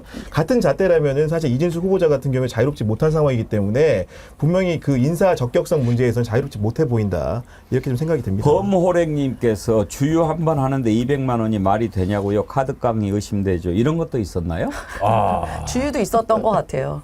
주유 한 번에 200만 원? 아니 근데 차가 200만 원치 들어가나요? 차 터질 것 같은데 200만 원치 주유는 하다가는요. 그러니까 여기 보세요. 이진수 후보자 그동안 돈 쓴 거 보면은 빵 100만 원치 배 터집니다. 그거 다 먹다가요. 근데 본인이 뭐 다 들고 갔다는 거 아니에요. 이걸 이제 280g 기준으로 계산을 해보면 군장 4개의 빵이 들어요. 군장 4개 빵을. 그 어떻게 앞뒤 옆 뭐 어떻게 들고 가나요? 그 빵? 참. 우리가 전화한 거 들었잖아요. 뭐 이 기프티콘으로 뭐 좀 받을 수 있냐 뭐 이런 이야기 하는 거 보았는데 하여튼지 여러 가지로 자격이 안 되는데도 그러니까 그건 사실 나라를 위해서도 불행하지만 본인을 위해서도 불행한 겁니다. 자기가 맞지 않는 곳에 가는 것은요. 한 가지만 더 짚어보도록 하지요. 사도광산 이제 세계 유네스코 문화유산에 등재가 됐는데 우리나라가 오케이를 해줬다는 겁니다. 지금까지 우리가 반대한 이유는 그러면 도대체 무엇이었을까요? 그동안 우리가 부당하게 반대했던 것일까요? 참 이걸 보면서 가슴이 답답한 국민들이 많았을 텐데요. 민주당의 박찬대 원내대표 얘기를 들어보죠. 사람에게 충성하지 않는다던 대통령이 일본에게 충성하고 있는 겁니까? 일제강점기 시절 조선인 강제노역의 상징인 사도광산이 윤석열 정권의 찬성 속에 유네스코 세계유산으로 등재되었습니다. 일본의 전쟁 범죄 왜곡에 거수기를 자처하니 대한민국 정부인지 일본 총독부인지 헷갈릴 지경입니다. 지금도 일본은 조선인 동원의 강제성을 조금도 인정하지 않고 있습니다. 그런데도 정부는 사도광산에서 한참 떨어진 곳에 관련 전시물을 설치하겠다는 일본의 공수표만 믿고 덜컥 일을 저질렀습니다. 지난해에는 오므라이스 한 그릇에 강제징용 피해자들의 피눈물을 팔아먹더니 이번엔 사도광산 문제까지 일본에 퍼준 꼴이 됐습니다. 오죽하면 일본 내에서 독도 문제까지 윤석열 정권 임기 내에 해결해야만 한다는 목소리까지 나오겠습니까? 정권의 외교 무능과 참사에 대한 철저한 진상조사와 더불어 그에 따른 엄중한 책임을 반드시 묻겠습니다. 김종대 의원님, 일본은 할만할 거예요. 윤석열 대통령이 있을 때. 지금 일본 외무성 같은 경우는 만세 부르고 있죠. 완벽한 승리니까요. 그리고 사실은 지난 정부에서 박근혜 정부 때 이 문제가 가장 불거졌는데 그때 이 문제를 풀던 실무자가 지금 조태열 외교부 장관이에요. 예. 그때 우리가 강제동원이란 문구를 넣는데 성공했거든요. 그래가지고 그때 우리가 큰 외교적인 그래도 박근혜 정부지만 성과를 얻었고 협상을 참 잘했다. 이런 어떤 그 평가는 나름 받았었는데 그 외교부가 지금 180도 바뀐 일본에 항복을 했으니 이거야말로 진짜 일본 외무성은 아마 이 일본 외교 역사상 이런 식의 퍼펙트한 승리가 있었을까? 예, 거의 뭐 지금 게임하는 족족 그냥 완승을 거두고 있어요. 후쿠시마 오염수 문제도 그렇고 지금 도대체 우리 정부가 일본 총독부 밑에 있어도 이렇게 못하겠어요. 그때 깨갱하는 소리라도 냈을 텐데 지금 산케이 신문 보도를 보면은요. 사도광산 조선인 노동자 전시는 필요하지 않다. 이런 제목의 사설을 벌써 실었어요. 그러면서 사도광산 전시에 한국의 관여를 허용하겠다는 말이냐? 그렇다면 절대로 받아들일 수 없다. 저런다고. 이런 사설을 쓴 거예요. 네. 그러니까 이게 더 기가 막힌 일은 일본 그 언론에서 이렇게 메이저 언론 이런 비판을 하고 있는 건데 실제로 우리 언론들이 사도광산에 있는 아이카와 향토 박물관 쉽게 얘기하면은 이번에 이제 조선인 노동자들이라고 본인들이 표현하는 강제 노역 현장을 기술한 전시관에 가봤는데 그 전시관의 꼴이 또 가관입니다. 사도광산 본체하고 2km 떨어져 있고 대중교통으로도 접근하기 어려운 곳에 있는 데다가 그 외관 자체가 2층짜리 굉장히 그런 향토적인 말 그대로 이름 그대로 누추한 곳이고요. 그 안에서도 5개 방이 있는데 그중에 하나 전시실을 겨우 빌어서 임시적으로 쓰는 곳입니다. 거기다가 내용이라도 괜찮으면 좋은데 강제의 노역이라는 표현이 들어있지도 않고요. 그러니까요. 결국은 이런 부분들이 우리 언론들이 봤을 때는 정말 가보고 실소를 금치 못할 수준으로 이렇게 하면 세계문화유산에 등재가 된 상황인데 일본 언론은 많이 말에 탄 듯이라도 한 듯 이렇게 정부를 옹호하면서 한국 정부를 비난하는 지경에까지 이르렀다는 게 참으로 참담합니다. 임세현 대변인 네. 도대체 윤석열 대통령이 어느 나라 대통령이 하는 얘기가 나올 정도 아닙니까? 네. 지금 사도광산 하는 조건으로 뭐 우리가 그런 거 하는 거 좀 알려주는 정도라고 하는데 알려주는 것커녕 강제 연행, 강제 동원, 강제가 포함된 용어는 사용되지도 않았잖아요. 네. 왜 우리가 사도광산이 세계 유네스코 문화유산 등재되는 걸 반대했습니까? 그런 아픈 역사가 있기 때문에 그런 거 아니었어요? 맞습니다. 그리고 군함도 등재 당시에도 강제 노역 인정하고 조선인 피해자 기르겠다고 했었어요, 일본이. 근데 그거 어겼습니다. 그래서 오죽하면 유네스코가 그 당시 또 강한 유감을 표현했을 정도였어요. 전체 역사를 제대로 반영하라라고 이야기를 했는데요. 그러면 이번에 사도광산 등재에 앞서서 우리가 이제 강제 노역이었다는 것을 좀 확답받고 뭐 사과를 받고 진정성 있는 조치를 요구를 해야 되는 겁니다. 왜 우리가 이걸 선뜻 나서가지고 먼저 처리를 해줍니까? 예전에 그런 이야기가 있어요. 우리가 뺏긴 것은 되찾을 수 있지만 준 거는 다시 되찾을 수 없다는 얘기가 있는 거 아닙니까? 근데 지금 윤석열 정권은 이 일본에 대해서 이렇게 한없이 작아지는 모습을 그동안 계속 보여줬어요. 대법원 판례까지 난 그 강제동원 변제안에 대해서도 그걸 법 판결까지 어겨가면서 일본의 변상을 취소해주지 않았습니까? 그리고 이제 후쿠시마 오염수 같은 경우도 우리가 나서서 안전성을 막 입증하려고 하고 있고 이번에 문제도 마찬가지고요. 그러면 우리에게 실익이 과연 있냐? 그 외교의 본질은 국가가 뭔가 이익이 있어야 되는 것이 기본 아닙니까? 그러면 우리한테 무슨 실익이 있냐를 살펴봐야 되는 거예요. 뭐가 있습니까? 단 하나의 실익도 없어요. 아, 그거는 뭐냐면은 이게 딱 그 이론 정리가 돼 있는데 윤 정부가 일본하고 하려는 거는 중군사 동맹이에요. 이거를 가속화하고 있다. 그런데 이 역사 문제가 걸림돌이 된다고 보는 거예요. 왜냐? 일본이 불쾌해하니까.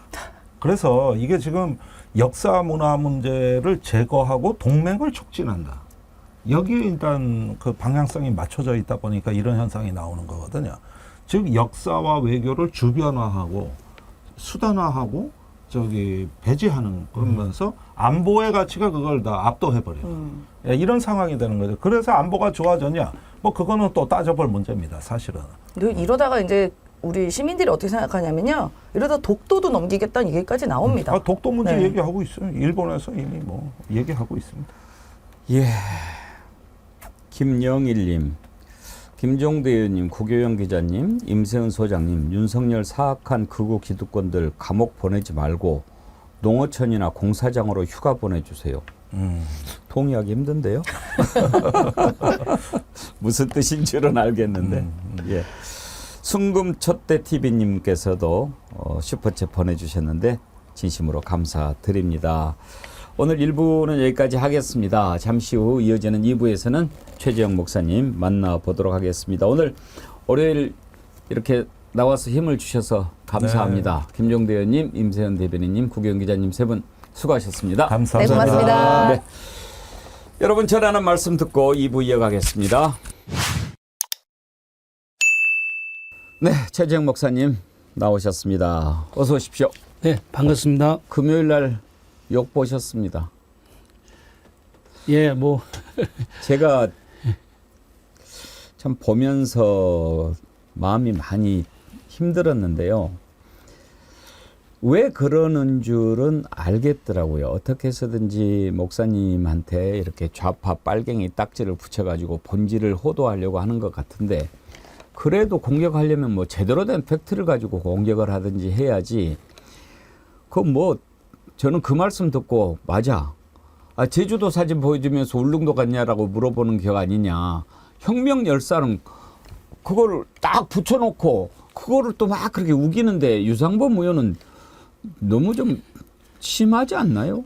그분뿐이 아니고 예. 뭐 저기 한복 입은 해설사하고 찍었는데 이설주하고 찍었다고 또 그 조배수 의원 예. 그랬고 뭐 김일성상 받은 얘기하고 뭐 그냥 다 종북 좌파 프레임을 씌우려고 제가 이렇게 종북 좌파가 돼야 김건희 여사가 그래도 억울하겠구나 피해를 입었구나라는 컨셉으로 예. 저렇게 날리고 저를 이상한 사람 나쁜 사람 종북으로 몰아야 이제 김건희 씨가 그나마 좀 억울한 게 컴프로치 되니까 저러는 거 아닌가 싶고 또 실체가 드러나는 게 두려우니까 저들이 이렇게 본질을 호도하고 시간 끌기 작전, 예. 물귀신 작전 때가 어느 때인데 지금도 종북 논리입니까? 그러게 지금. 말입니다.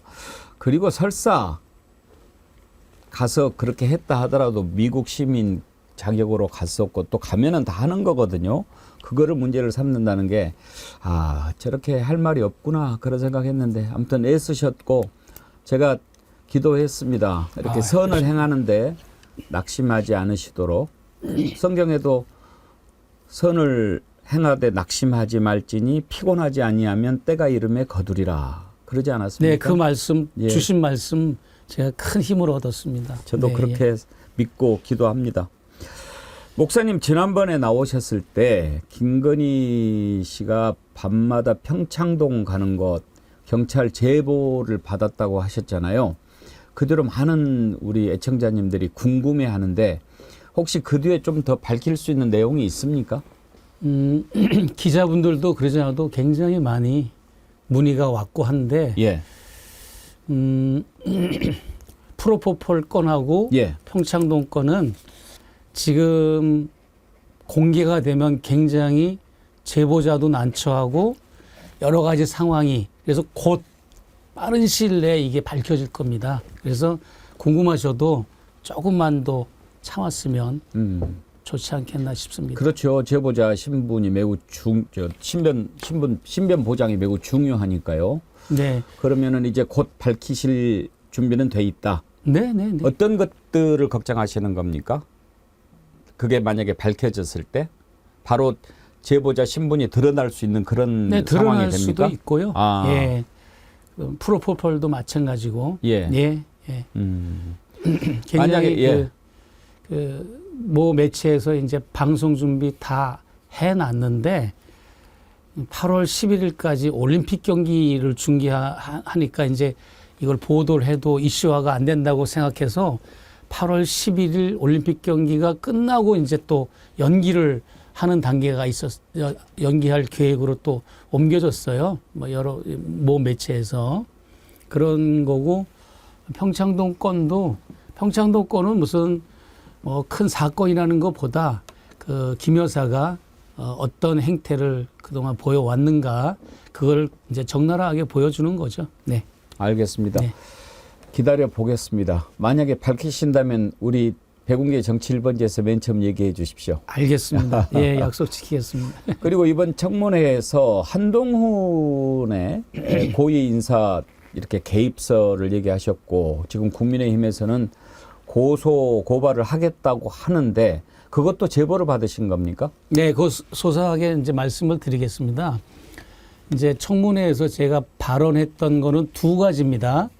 첫째는 JTBC 건이에요. JTBC에서 이제 방송을 했는데 제 얘기가 아닙니다. 이거는 누군가가 JTBC에 제보를 했는데 그 내용 중에 두 가지가 드러났는데 첫째는 김 여사가 장관 자리나 차관 자리 자리가 나면 대상자를 물색해서 직접 전화를 걸어가지고 빈자리가 있는데 장관 자리 할 의향이 있느냐라는 전화를 김 여사가 직접 했다고 하는 제보를 누군가가 JTBC에서 했어요. 그리고 또 한 가지는 뭐냐면 같은 인물이 이제 요 두 번째는 김 여사가 용산의 대통령실에 근무하는 수석들도 일을 잘못하면 나무라기도 하고 꾸짖기도 한다. 이 두 가지 제보를 JTBC에 있어서 했는데 그것을 5대0 라이브라고 하는 프로가 있어요. 거기에서 이미 이 내용을 공개를 했어요. 하면서 이제 마지막에 이 제보 내용을 검토 중에 있고 점검하고 있다, 확인 중에 있다라고 하면서 이미 JTBC에서 방송이 나간 이야기인데 너무 그 내용이 인지가 안 되고 국민들이 잘 몰라서 국정감사장에서 제가 한 번 더 반복해서 강조해 준 겁니다. 예. 그건 제가 제보를 한 것도 아니고 저하고 상관이 없는 거고, 두 번째 한동훈 장관과 김건희 여사가 고위직을 이제 임명하면서 서로 업무 조율을 하는 것으로 최재형 목사가 인지하고 있다라고 내가 이제 발언했습니다. 예. 그 발언은 첫 번째로 제 사건입니다. 제가 이제 금융위원을 임명하는 거를 제 눈앞에서 봤잖아요. 예. 김 여사가. 예. 그거는 차관급이거든요. 그래서 아무리 무소불위의 권력을 휘두르는 김건희 여사라 해도 장차관이나 고위직을 임명할 때는 그 시스템상으로 한동훈 법무부 장관이 인사위원장과 민정수석실 역할과 기능을 겸하여 하기 때문에 조율을 하는 것으로 나는 인지를 하고 있다. 그리고 그거와 별도로 두 가지 제보를 내가 받은 게 있습니다. 두 사람이 조율한다고 하는 제보를, 그것도 제보라고 하는 것은 여러 가지가 이제 다양하잖아요. 신빙성 있는 것도 있고, 이건 뭐 검사할 것도 없이, 이건 조사할 것도 없이 이건 진짜다라고 하는 게 있고, 어떤 건 가짜도 있고, 그게 검토 중에 있는 거고, 그거 말고 또 한 건이 있었는데 그게 바로 이영희 씨 무형문화재 이영희 씨 사건입니다. 그거는 저한테도 제보가 들어왔고 뉴탐사에도 제보가 들어갔어요. 그래서 뉴탐사에선 제보를 한 건데, 내용인즉슨 청와대 상춘제에서 무형문화재 10명이 이제 김건희 여사와 독대를 하는 그런 일정이 있었는데, 그 자리에서 이 이영희 여사가 내가 이렇게 도네이션도 내가 많이 했는데 이게 후학들을 위해서 전수관을 줘야 되는데 그린벨트에 묶여서 전수관을 못 짓고 있다라고 이제 얘기를 하니까, 그게 아주 정말로 이거는 뭐 그린벨트가 풀리는 게 얼마나 복잡합니까? 그럼요. 그냥 초스피드로 그걸 이제 일정표를 그려놓은 게 있습니다. 얼만큼 스피드하게 이렇게 했는지. 예. 그래서 이제 원희룡 장관이 이제 그 역할을 해가지고 결재를 하고, 국토부 장관이었으니까 그때. 그래가지고 이게 그린벨트가 해제되고, 그 사실을 저한테 제보해 준 사람은 다른 사람이었어요. 공무원. 예. 그리고 뉴탐사에 제보한 사람은 또 다른 사람인데 비슷한 시기에 제보를 한 거죠. 그래서 이제 뭐냐면 김건희 여사가 도대체 대통령의 배우자고 민간인인데 장관도 주무르고 장관도 자주해서 그린벨트를 풀어줘라 말아라 하는 거는, 이거는 국정농단 중에 아주 최상급 아니냐. 그래가지고 국회에서 그거 내가 폭로한 겁니다. 그렇군요. 예, 그게 전부고. 예. 혹시 그때 명품백 줄 때 금융위원 임명 얘기를 들으셨다고 그러지 않았습니까? 그렇습니다. 그 녹취도 있습니까? 그때는 녹취를 안 했다니까요. 그때는 순수하게 그냥 선물로 주는 이제 하지 않고, 의미로 갔는데, 예.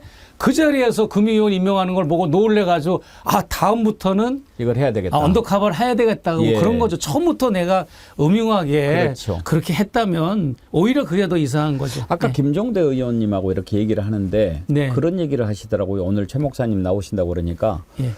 공개 안 하는, 지금까지 안 하신 게 한 것보다 훨씬 더 많이 있다고. 그거는 맞죠. 뭐 청공권, 건진법 사건부터 시작해서 여러 가지 뭐 김건희 여사의 이런 여러 가지 뭐 이런 국정농단과 관련된 거, 이런 게 뭐 두루두루 있죠. 조금씩 예. 해야죠. 패를 한 번에 까면 안 되지 않습니까? 네. 패라고 얘기하셨는데 정말 지금 막 어떻게 해서든지 엮어보려고 그렇게 하는 게 보이지 않습니까? 네. 그러면서 이번에 그렇게 지금 한동훈 인사 개입설 그거 가지고도 이제 고발을 하려고 하는 것 같은데. 얼마든지 뭐 하라 그러십시오. 예. 예. 두렵지 않으시다.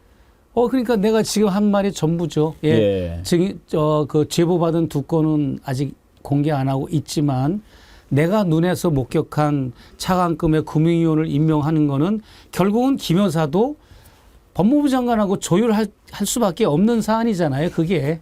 그러면 만약에 네. 정말 수석 또 직접 전화해서 나무라고 네. 장관 후보자 이렇게 내정이라든지 검토하고 있는데 본인이 전화해서 이렇게 물어보고 그런다면 그야말로 그건 국정농단 중에 농단 아니겠습니까? 농단일 것도 없습니다. 그거는 솔직히 용산에 있는 사람들, 국힘당 사람들은 알만한 사람 다 알지 않습니까? 그렇죠. 전화 근데 받은 사람이 있을 거니까. 아야, 다 알고 이게 권력이 무섭고 이제 정권을 뺏길까 봐들 저렇게 쉬쉬하는 거지. 우리보다 더 잘 알죠. 왜 모르겠습니까? 그러면 혹시 네. 지금 이제 세간에 이종섭 장관한테 전화 여러 번 하고 막 또 막 이렇게 했던 800에 7070이 김건희일 것이다 이런 의심들이 있잖아요. 네네. 목사님은 그 가능성 어떻게 보세요? 저는 일단은 하도 고발을 많이 당하니까 이제 조심스러워서 자제를 한다면 지금 이채 양명주라고 하는 사건 중에 그 주가 조작은 이제 결혼 직전에 있었던 사건이니까 빼고 이채 양명주 사건의 한복판에는 비선 라인이 작동하기 때문에 발생한 사건들입니다. 정상 라인이 국정을 운영했더라면 절대 발생할 일들이 아니었어요. 비공식 라인이 작동을 했던 거고 결국은 비공식 라인이 누구겠습니까? 누가 비공식 라인의 한복판에 있겠습니까? 감히. 그건 김건희 여사가 비공식 라인을 주도하는 거였고 이미 실체가 드러난 걸로 말하자면 청와대 행정관 4명, 여성 행정관 그중에 3명, 남성 행정관 1명인데 이 사람들을 문고리 4인방처럼 딱 쓰고 부속실도 없는 사람이 어떻게 대통령실의 행정관들을 4명이나 거느리면서 자기가 국정에 개입을 한단 말입니까? 조영경 과장은 그 사람이 맡은 캐릭터나 역할이 정부 부처를 상대합니다. 김건희 여사가 정부 부처를 왜 상대합니까? 정부 부처를 상대해가지고 김 여사가 정부와 관련된 오더와 미션을 주면 그걸 알아보고 이행해주고 그런 역할이 조영경 과장 역할입니다. 그럼 그 자체가 말이 안 되고 또 궤변을 늘어놓고 합리화하다가 들통이 난 거지만 대기실에 대기하고 있던 사람이 민원인 이런 청탁하러 온 사람이 아니라 선물 준 사람이 아니라 조 과장하고 경호원이었다 이렇게 퉁쳤는데 그렇다면 1급 보안 문서를 대통령의 해외 순방 1급 보안 문서를 종이 쇼핑 가방 2개에다가 또 신라 면세점 에코백에다가 그 용산에서 서초동까지 그것을 들고 덜렁덜렁 들고 그 대회비를 나온다는 것도 치명적인 실수였고 그다음에 두 번째로 그 정도로 보따리 3개 정도 대통령실의 보고서를 가지고 나올 정도면 용산의 보고는 다 들었다는 거예요. 그렇지 않습니까? 쇼핑백 3군데에다가 보고서를 담아올 정도면 김건희 여사가 그거 앉아가지고 대통령실의 모든 보고를 다 앉아서 듣는다는 거 아닙니까? 그 말이 사실이라면. 예, 그렇지 않습니까? 그러니까 김건희 여사가 다시 이제 원점으로 돌아와서 최상병 사건에서도 이종호 씨라고 하는 사람이 자꾸 번복을 하고 어이쿠 큰일 났다 싶어가지고 이걸 주워 담느라고 힘쓰고 애쓰지만 결국은 본인이 떠든 소리가 이게 허튼 소리가 아니거든요. 우리가 김건희 씨를 결혼시켰다든지 이런 여러 가지 이런 산부를 체크한다든지 군사령관을 이제 해병대에 둔다든지 이런 거부터 시작해가지고 김건희 라인이 아니면 감히 그렇게 할 수가 없습니다. 네. 제가 이제 여쭤본 질문은 혹시라도 그 전화번호가 김건희 걸까 했는데 확답할 수는 없지만 미뤄보건대 그러고도 남을 사람이다 이런 말씀이신 거죠? 김건희 여사는 윤 대통령의 개인 번호도 본인이 직접 받잖아요. 그러니까요. 예, 털거덕하고 받고. 그래서 지금 윤석열 개인 핸드폰으로 오고 갔던 전화가 혹시 김건희가 썼던 거 아닐까라는 의심이 나오는 거잖아요. 씁니다. 그러니까 전라도 사투리 쓰는 어떤 지지자가 전화하니까 윤 대통령한테 전화했는데 김건희 여사가 받았잖아요. 예. 그런 식인 거죠. 예. 이번에 카톡으로 이렇게 주고받았던 문자를 좀 공개를 하셨지 않습니까? 네, 그거 네. 보면서 많은 국민들이 놀란 게 몇 가지가 있는데 오늘 그거 다루는 거 아니었습니까? 예, 그거 좀 다뤄보려고 합니다. 네, 네, 예. 재밌을 것 같습니다. 몇 개 그러면 한번 좀 봐볼까요? 예. 준비되셨으면. 지금 목사님께서 받았던 문자 가운데 몇 개를 한번 보겠습니다. 그거보단 지금 하얀 것이 김건희가 보낸 거고 노란 게 목사님이 쓰신 거죠? 그렇습니다. 예. 네. 이걸 보면 뭐 이렇게 필요하지 않은 그런 것까지 다 할 거고 제가 좀 특별한 게 일단은 시간이고요. 새벽 2, 3시에 이렇게 문자를 주고받고 하셨고 문자 쓰는 스타일이 꼭 중간중간에 뭐 점을 하나씩 찍는 게 있어요. 그리고 지난번에 우리가 알려졌을 때 보안 이게 알려졌는데 나중에는 보다 못해서 목사님이 보안이에요. 보안이 아니고 했는데 이거를 한두 번이 아니고 몇 번이나 보안 했더라고요. 보안으로 알고 있나 봐요. 그렇게 알고 있는 거죠. 그러니까 저렇게 무식할 수가. 김건희 여사가 뭐 석박사 학위를 가졌다고 그러고 서울대 대학원이라고 이렇게 자랑 삼는데 정말 어떤 인문학적 소양이나 이런 가장 기본적인 이런 문장력은 현저히 뒤떨어지는 거죠. 그래서 이게 이제 발단된 계기를 내가 말씀을 드리면 예. 제가 이제 책을 20권 정도를 저술한 저술가이기도 하지 않습니까? 네. 책을 좀 잘 씁니까? 그래가지고 내가 그랬죠. 그렇게 뭐 모든 걸 억울하다고 말씀하시는데 그럼 책을 써라. 당신을 해명하는 책을 쓰면 좋지 않냐. 나한테 그걸 의뢰를 해라. 줄리도 억울하다고 그러고 주가 조작도 아니라고 그러고 다 억울하다고 그러니까 그러면 나한테 기초자료를 주든지 진술을 해주면 내가 책을 쓰겠다. 목차도 내가 만들 수 있다 금방. 그런 걸 얘기를 했더니 펄쩍 뛰더라고요. 안 한다고. 왜 그러냐 하면 최 목사에게는 집요함이 있어요.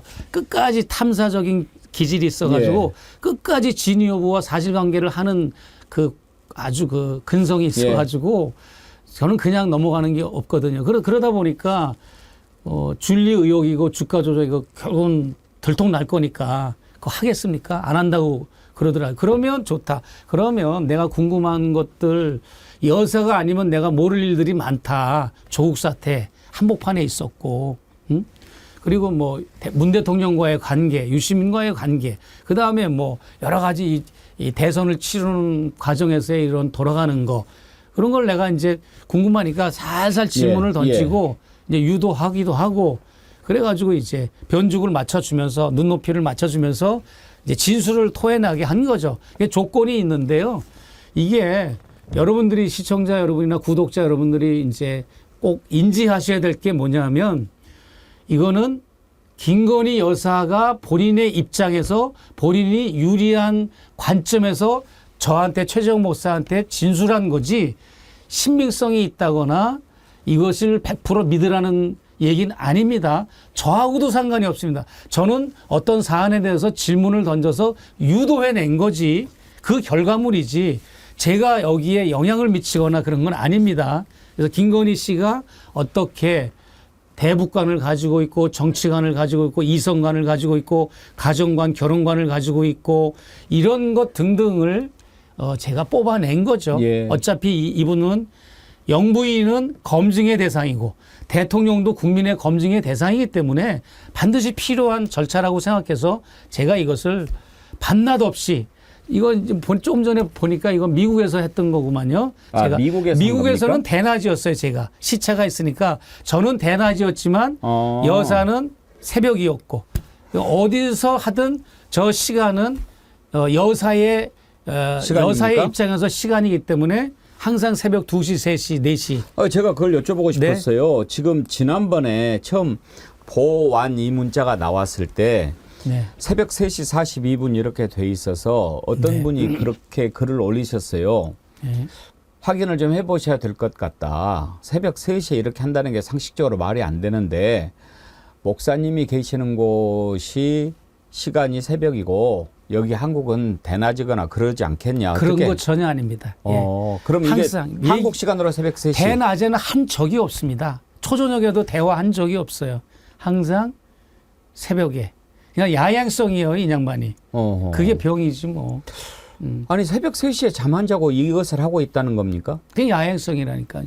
그리고 이제 낮에는 그러니까 오전에는 거의 일정이 없잖아요. 그러니까 얼굴이 뿌수수하고 이렇게 붓기가 있고 또 성형 관련도 있고 또 잠을 또 자야 되니까. 그리고 이거는 또 내재적 접근으로 이거는 말씀드리자면 여러 가지 약을 복용한다고 그래요. 예. 그냥 너무 힘드니까 뭐 사방에서 공격당하고 또 준리 의혹부터 시작해서 대선 기간에도 의혹에 휘달려 있다 보니까 많이 이렇게 쇠로해 있는 거죠. 정신적으로도.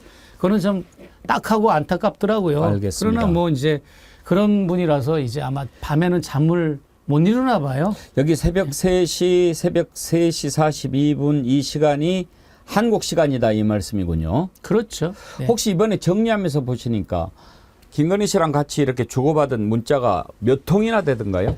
그런 건 세본 적도 없고요. 그냥 자그마한 책 한 권으로는 나오게 그 생겼어요. 정도예요? 네네. 그러면은 꽤 오랫동안 주고받으신 겁니까? 오랫동안인 것보다도 뭐 대선 기간에 이제 시작해서 윤기준 교수 운명해서 장례식 치를 때까지 대화를 꾸준히 나눴으니까. 예. 네, 예. 보니까 뭐 이런저런 얘기들이 다 있더라고요. 뭐 정경심을 구속하라고 지시한 게 문통이다. 그런 얘기도 있던데 저런 얘기도 주고받고 그러셨나요? 그렇죠. 예. 왜냐하면 저런 건 중요하고요. 저 워딩 말고 다른 캡처에 또 나오겠지만 예. 제가 청와대 근무하는 사람한테도 내가 물어봤거든요. 청와대 근무 당시에 근무하던 사람은 윤석열 총장과 문재인 대통령이 청와대에서 독대한 적은 일정에 나와 있는 적이 없었다. 존재하지 않는다. 예. 그런데 나한테는 저렇게 독대했다고 얘기하거든요. 근데 이런 것도 나중에 특검을 하거나 기회가 되면 반드시 사실관계 확인을 해야 될 부분이고 그런 게 거짓말이라면 저건 다 저런 얘기들이 거짓말이겠죠. 뭐 우리 남편이 독대를 했다 이런 예. 말도 나오고 문통을. 정경심을 구속하라고 지시한 게 문통이었다라는 얘기는 어떤 맥락에서 나온 겁니까? 그러니까 내가 조국 사태가 사태의 본질이 뭐냐라고 물어보니까 이제 조국이 문제가 많다. 그다음에 문통과 조국의 관계를 얘기하면서 문재인 대통령은 조국을 자기 지지율 때문에 내치려고 이제 사임시키려고 했는데 정경심 교수가 울고불고 난리를 쳐서 그게 안 된 거다 이러면서 뭐 이제 내가 볼 때는 이간질 편가르기 이런 의도로 거짓말 같아요. 조국 교수도 페이스북에 지금 여기에 대해서 반박을 했거든요. 그러나 이제 저는 그렇게 생각합니다. 김건희 씨가 거짓말을 잘하고 리플리스 증후군이 있을 정도로 거짓을 입에 달고 다니기는 하지만 그러나 100%를 또 거짓말로 매도하기는 모호한 것도 있어요. 왜냐하면 추미애 전 장관이나 최광욱 의원이 증언한 게 있잖아요. 예. 문재인 대통령과 추미애 관계 이런 거를 그런 걸 볼 때 어느 정도 일리가 있는 부분도 있기도 하고요. 리플리 증후군도 모든 것이 다 허구의 세계에 있는 건 아니죠. 이만큼을 가지고 그렇습니다. 본인이 착각 속에서 사는 거니까. 그래서 저런 카톡은 그래서 내가 검찰에 그대로 제출한 겁니다. 예. 검찰에 제출해서 이것도 하나하나씩 점검을 할 필요가 있고 수사를 할 필요가 있다고 내가 제출한 거거든요. 그래서 만약에 이게 사실이라면 김건희 씨가 총장의 부인으로서도 국정에 개입을 하고 조국을 수사하고 체포하고 뭐 구속하고 정경심 씨를 구속하고 이런 거에 수렴 청정을 하거나 거기에 어떤 막후 영향력을 끼쳤다고 하는 것이 드러나면 그것도 이제 뭐 공소시효는 지났는지 모르겠지만 그것도 역시 문제가 돼야 된다고 생각을 합니다. 혹시 이렇게 문자를 주고받는데 네. 대선 전부터 주고받으셨잖아요. 네네. 대통령 당선된 이후에도 이렇게 새벽 시간에 문자를 동일하죠. 동일했습니다. 네네. 아니 대선 전이면 이제 선거운동 기간이니까 밤 못 자고 운동할 수도 있고 그렇지만 대통령에 당선되고 났으면 그야말로 여러 가지 제약도 있을 거고 몸 일정도 많이 있고 그럴 텐데 참 이해가 안 가네요. 어떻게 그럴 수가 있을까? 평생 살아온 패턴인 것 같아요. 예. 예. 뭐 야행성으로. 예, 뭐 야행성이라는 말 안에는 여러 가지 제가 여기서 구체적으로 말할 수는 없지만 밤에 활동하는 걸 말하지 않습니까? 예, 그러다 보니까 그게 체화되고 육화된 것 같아요. 그게. 네. 어둠의 자식들 뭐 이런 소설 제목도 있었습니다만은 참 그러네요. 예. 혹시라도 이렇게 주고받다가 이제 상당히 깊은 얘기 하셨잖아요.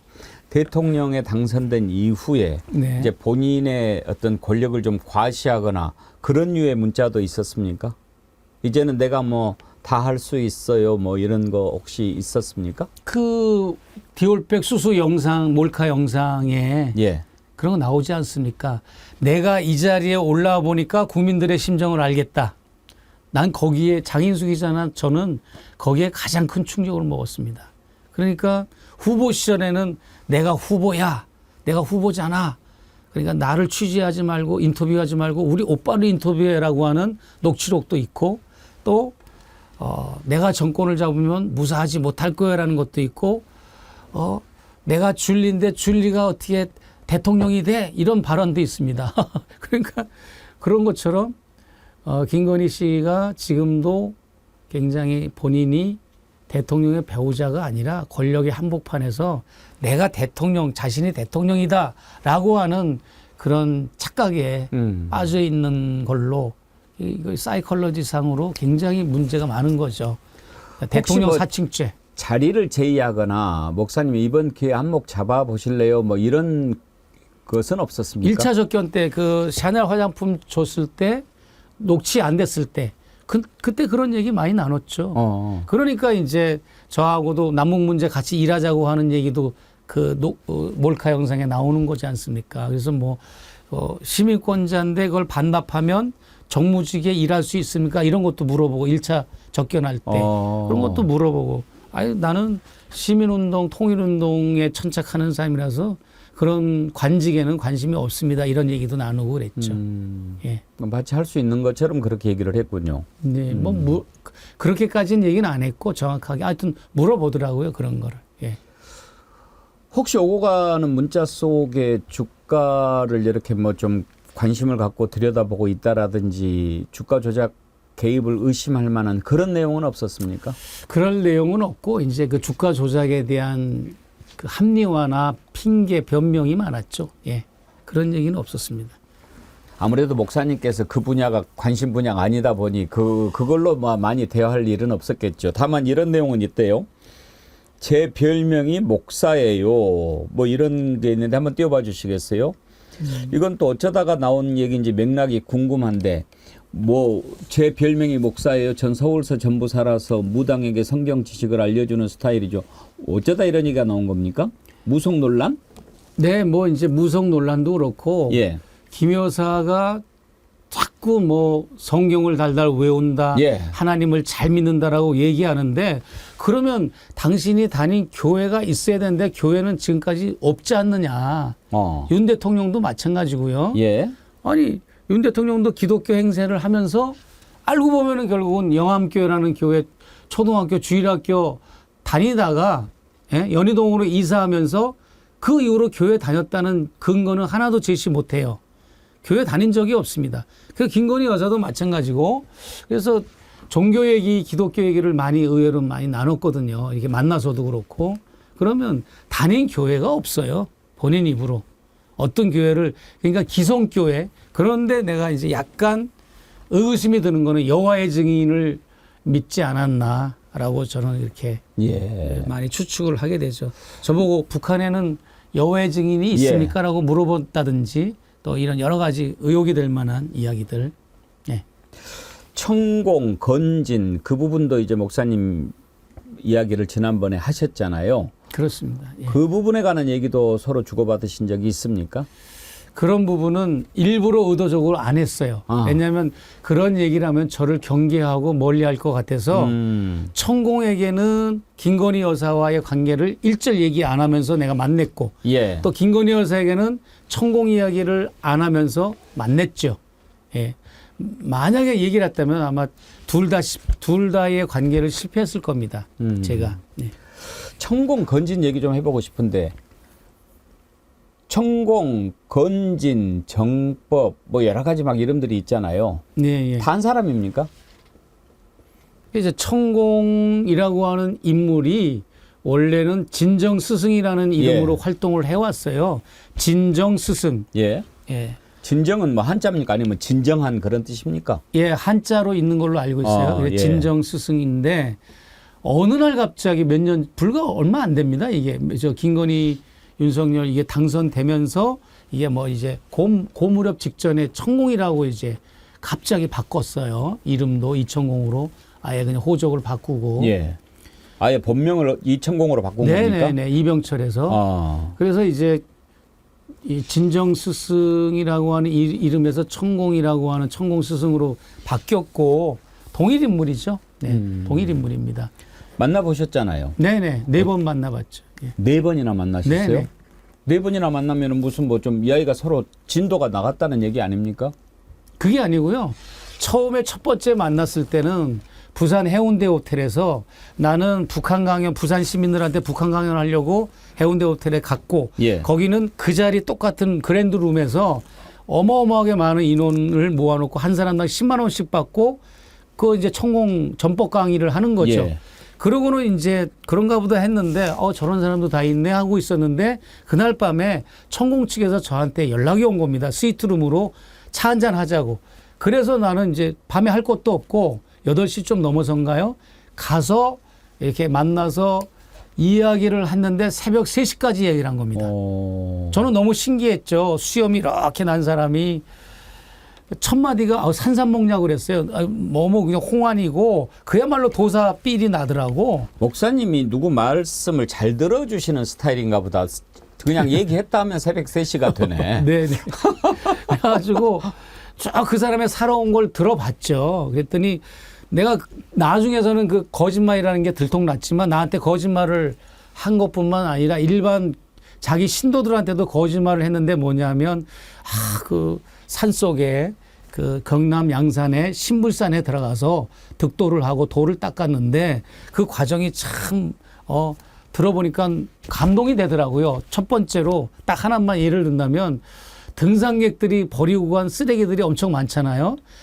거기서 한 일은 아무것도 없고 쓰레기만 주셨다는 거야. 거기서 돌을 닦으면서. 얼마나 착합니까? 선한 마음이고 누가 보든지 보지 않든지 쓰레기만 주셨고 그럼 뭐를 먹고 살았냐 그랬더니 거기 제사를 드리고 간 음식 무당이 푸닥거리하고 간 구판을 벌리고 간 음식을 그대로 두고 가면 그걸 주워 먹으면서 쓰레기만 주셨다는 거야. 그건 감동이 되잖아요. 알고 보니까 제가 취재를 하고 나서 보니까 그게 아니고 무당들한테 접근을 해가지고 그것도 돌을 닦으러 들어간 게 아니라 부동산 범죄를 저질러서 산으로 도망을 간 겁니다. 피신 생활을 하다가 무당들이 주로 여자분들이잖아요. 접근해가지고 뭔가 신기가 있는 것처럼 거기 코드를 맞춰주고 친한 척 하다가 성범죄 사건을 일으킨 거예요. 무당들하고. 아하. 그런 일도 있었고 쓰레기를 주긴 뭘 쓰레기를 줬습니까? 이제 그런 게 아니더라고 보니까. 본인이 쓰레기인데 뭘 줬고 말이야. 그러니까요. 그래가지고 그런 얘기를 나누면서 이제 그러다 보니까 이제 뭐 영계를 뭐 넘나드는 얘기 뭐 종교를 초월해서 이런저런 얘기하는 걸 신기해서 들었던 거죠. 비결이 뭔가 저 사람이 뭔가는 조직을 이끄는 힘이 있잖아요. 어찌됐든 막 내가 그 천공하고 대면을 하고 있는 상황에서도 이런 카메라로 찍었습니다. 그쪽에서 나하고 대화 나누는 게 좀 독특하고 어디서 들어보지 못한 저도 뭐 한마디 하잖아요. 한썰 하잖아요. 그러니까 카메라를 대고 동영상을 찍더라고요. 그래서 내가 그거 함부로 올리지 마시라. 나한테 허락 맡아라. 그런 얘기까지도 했어요. 그랬는데 이 사람이 이제 그게 인연이 돼가지고 대화를 나누는데 저는 북한에 대해서 물어볼 거 아닙니까? 그랬더니 초등학교 수준도 안 되는 북한 지식을 가졌고 반북 반통일 사상을 가진 겁니다. 그냥 반공사상에 찌들려서 아유 내가 이 사람 뭐 그냥 연락할 일도 없겠다 하고 연락도 안 했어요. 그러다가 언제 3번을 연속으로 만났는가 하면 내가 4번 만났다 그랬잖아요. 첫 번째는 부산 해운대 호텔에서 지금 만난 거고 3번 만난 이유가 샤넬 화장품을 주는 날 작별 인사를 김건희 여사하고 내가 하는데 자리에서 이제 가방을 싸서 들고 일어나는데 목사님 제가 임기 5년 내에 반드시 통일시킬 거예요 라고 하는 발언을 한 거에 내가 충격을 먹으면서 집에 오는 내내 도대체 누가 김건희 씨한테 저런 통일론과 대북론을 심어줄까. 이 대통령실에 있는 이 전문가들은 저런 소리 안 할수 하거든. 없죠. 아무리 네. 형편없어도. 그리고 윤석열 씨한테 누가 저렇게 후보 시절부터 킬체인이니 대북 선제 타격이니 남북 평화 시스템을 깨는 발언, 북한을 따끔하게 뭐 혼을 내주겠다는 말을 하지 않나. 이런 엉터리 같은 말을 누가 해주냐라고 할 때 천공이다라는 생각이 딱 들은 거예요. 그래서 제가 천공을 언더카바를 한 겁니다. 예. 한 번 만날 때마다 3시간, 4시간을 만나서 뭐 언더카바지만 몰래 카메라지만 그렇게 해가지고 그 사람이 가지고 있는 모든 거 김건희 여사와 윤석열 대통령의 관계를 내가 이제 끄집어낸 거죠. 천공에게. 예. 그래서 2번은 천공의 집무실, 한 번은 서초동 지하 커피숍을 통째로 빌려가지고 언더카바를 해서 그러셨군요. 그게 이제 파문이 일었던 겁니다. 네. 이렇게 논란이 있을 때마다 천공이 무슨 얘기를 해가지고 우리가 좀씩 들어보면 기본적으로 상식에 미달하는 그런 수준을 가지고 있는 지식 표현이라는 것을 우리가 쉽게 알 수 있는데 그것과는 별개로 도력이라고 하는 게 있지 않습니까? 그렇습니다. 그러면 예. 목사님께서 만나보셨을 때 천공의 도력은 좀 있어 보이던가요? 도력이 있는 사람이 내가 몰카를 가지고 들어간 것도 발견 못합니까?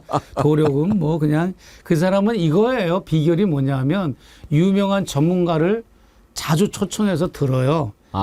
예를 들어서 은퇴한 경제학 교수 예. 불러다 놓고 청중하고 녹음기를 올려놔요.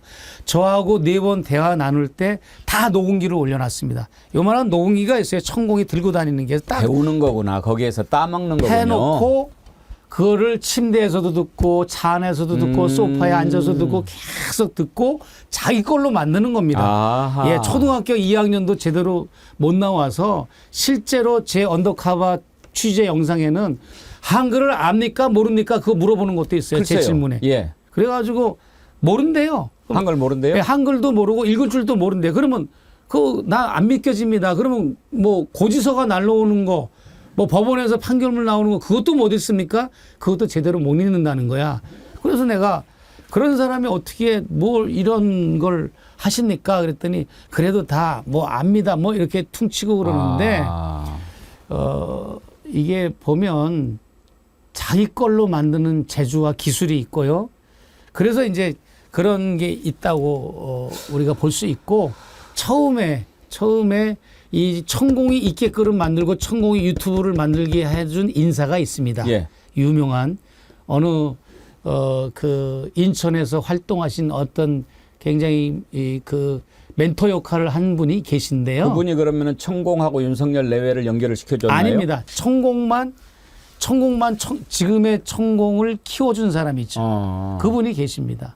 네. 그 사람도 법사입니까? 아닙니다. 그분은 아주 민간인이고. 예, 그분 사업가입니다. 예. 사업가고 굉장히 그분은 이제 건전한 분인데 그분이 운영하는 사업장에 자주 와서 천공이 여러 한수를 배워가고 유튜브를 하도록 권유해서 유튜브도 하게 되고 유튜브 컨텐츠를 이렇게 하라는 또 조언도 받고 그런 관계였던 거고 그래서 이제 천공이 나름대로 뭐 이제 도력은 뭔가는 자기 방식대로 하는 게 있는 모양이에요. 그러나 제가 봤을 때는 이게 역사 지식도 모르고 인문학도 모르고 이 땅에 밟고 있는 우리 이 땅의 현실을 직시하지 않고 그 거기서 떠드는 도력이라는 게 그 무슨 성이 있겠습니까? 네. 천공 말고 건진이라고 또 있지 않습니까? 네네. 건진법사. 건진법사. 네네. 다른 사람이잖아요. 전혀 다른 사람이죠. 그 건진도 만나보신 적 있으신가요? 만나진 않았지만 그 사람을 취재를 엄청 밀착 취재를 많이 했죠. 예. 네. 그 사람은 어떤 사람입니까?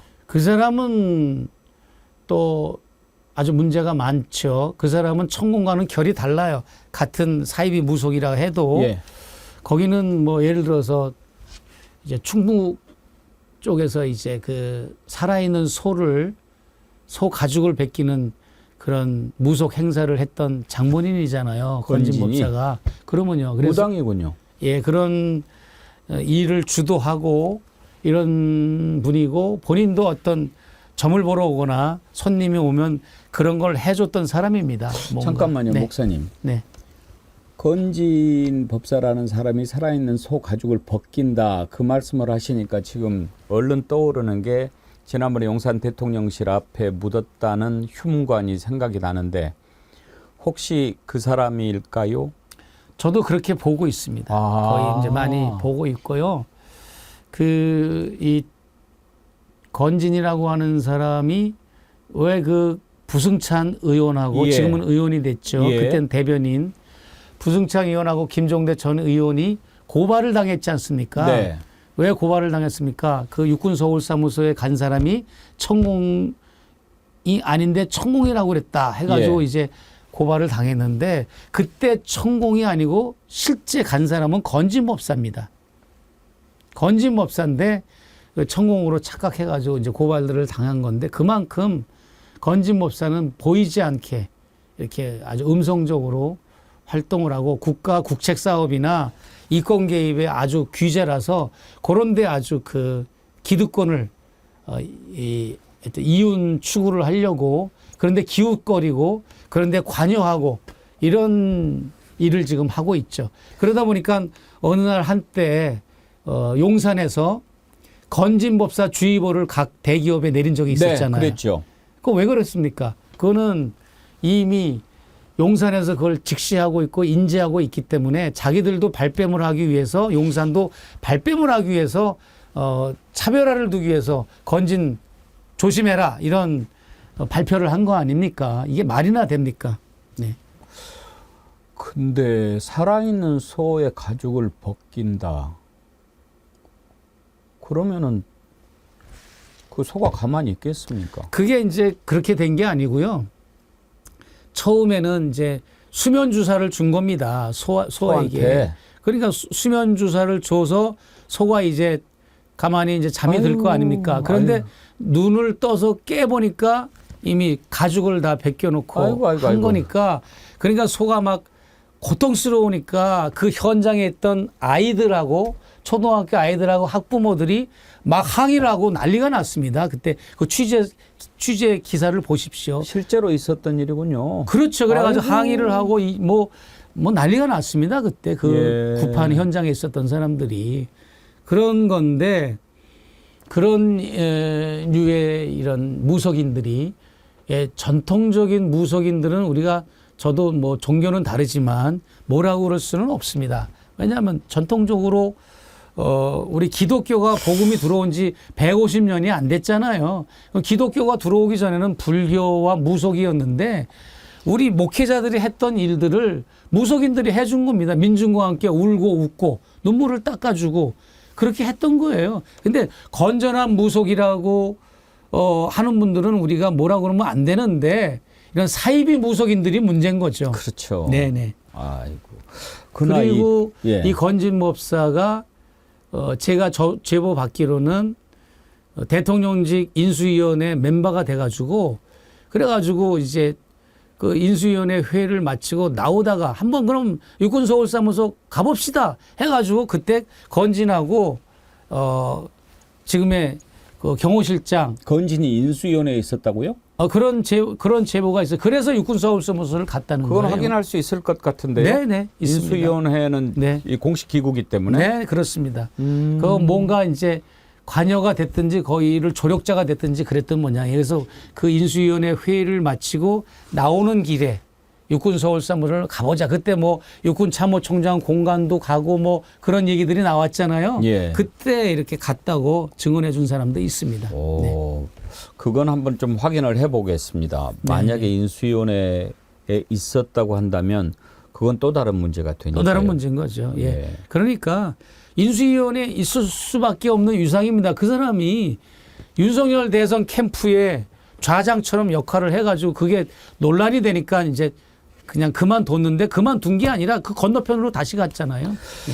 이 무속 관련 부분도 정말 걱정이 많이 되는 건데 혹시 목사님 요즘에 이제 걱정이 많으실 텐데 나라가 이렇게 가면은 안 되지 않습니까? 네, 또 여러 가지 걱정거리 중에 이건 우리 국민들이 함께 좀 걱정을 해야 된다 하는 부분이 어떤 게 있으십니까? 네, 살살 저를 이제 뭔가 좀 안 들어본 이야기들을 이렇게 말씀해 주십사 하는 그런 말씀으로 들어도 되겠습니까? 목사님 예. 신통력이 대단하십니다. 너무 아름답게 이렇게 질문을 그렇게 얘기해 주셨는데 저는 그렇게 생각합니다. 이제 청문회가 끝났잖아요. 법사위 청문회도 끝나고 했는데 이제 특검을 가야 돼요. 사실 특검을 가서 이채양명주 그리고 대사야 대통령의 관건 선거 또 선거 중립 위반 이런 거를 다뤄야 되고 그다음에 대통령은 그걸 다뤄야 되고 아까 얘기한 사이비 무속인들의 국정농단과 이권 개입 이런 걸 또 특검으로 좀 다뤄야 됩니다. 우리가 국민들이 그렇게 계속 논란과 의혹을 하고 있는데 국회는 뭐 하고 있는지 모르겠습니다. 밝혀야 됩니다. 특검으로. 그럼 나는 얼마든지 협력해 줄 용의가 있는 거고 그다음에 이제 대통령이 허구한 날 약주를 그렇게 좋아하셔가지고 그냥 약주 좋아하는 건 누가 뭐래.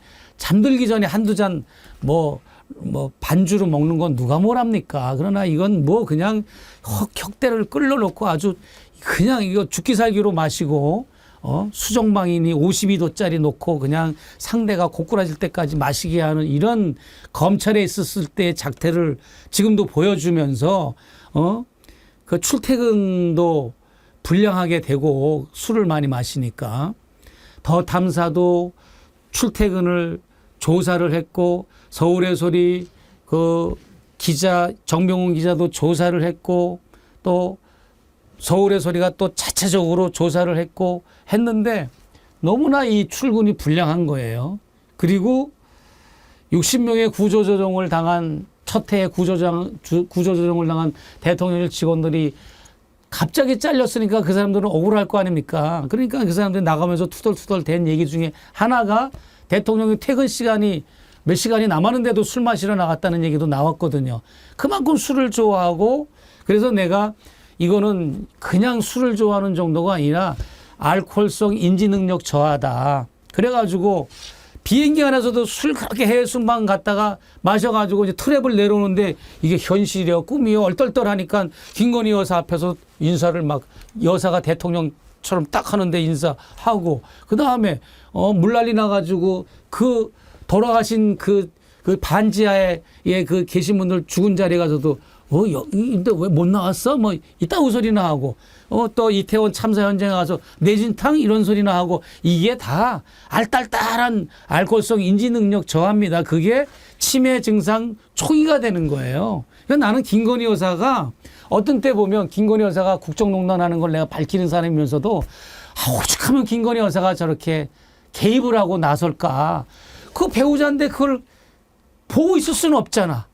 그러니까 이게 개입을 하고 지난번에도 회암사 그 남양주에 있는 어느 사찰 행사할 때 대통령하고 오랜만에 나왔잖아. 그런데 대통령은 전용 승용차에 왼발을 올렸는데 김건희 여사가 저쪽에서 와가지고 대통령을 또 등을 띠밀면서 저쪽으로 가 그러면서 또 환호하는 세력들한테 손 흔들어주라고 또 몰고 갔잖아요. 양떼 몰고 가듯이 띠밀고 가고.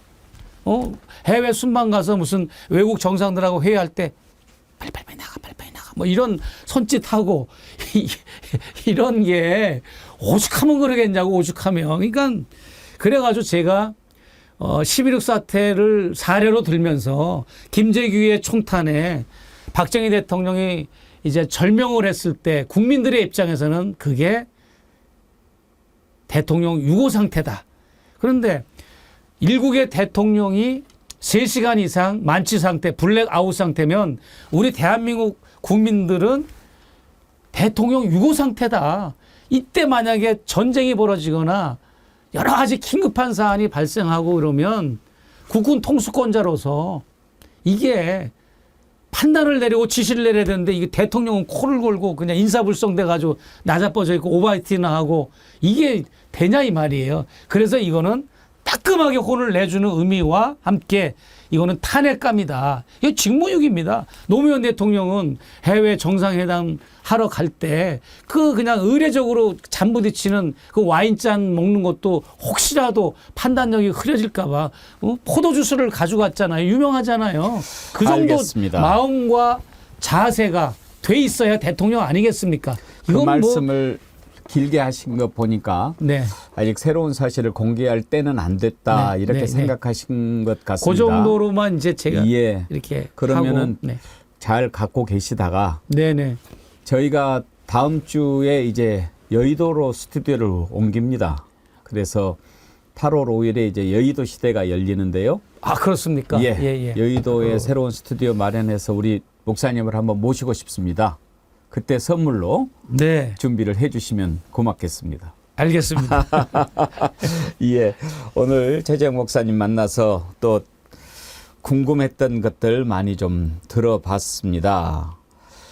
글을 많이 보내주셨는데요. 이용조님, 저기요, 김건희 카톡 문자 맞춤법 틀리고 점 들어간 이유는 아마 수면제 먹고 문자 보내서 그럴 겁니다. 땡땡땡땡 수면제가 특히 그런 작용이 나타나는데 제가 경험자라서 저도 그런 적 있어요. 수면제 한 알 먹을 때는 안 그러는데 여러 알 먹으면 내성이 생겨서 잠은 안 오고 저게 환각 상태가 오거든요. 이제 그걸 내가 잠깐 말씀드려도 될까요? 예. 그러니까 7시간 녹취록을 봐도 김건희 여사를 세 가지로 분류가 됩니다. 네. 맨정신일 때와 뭔가 약물에 취해가지고 알딸딸할 때, 그리고 세 번째는 완전히 혀가 꼬일 때가 있습니다. 예. 우리가 보도 많이 유튜브에 나갔잖아요. 7시간 녹취록 가만히 들어보면 어떤 때 우리 임세은 소장이 잘 흉내내잖아요. 혀 풀리는 소리. 그거는 진짜 뭔가 약물에 취했을 때의 발언입니다.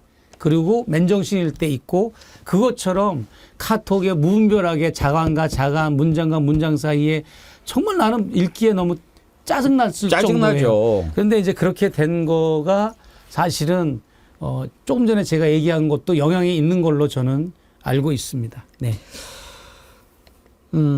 홍길동님, 청문회 때 독사의 자식들아, 참 멋진 말씀이었습니다.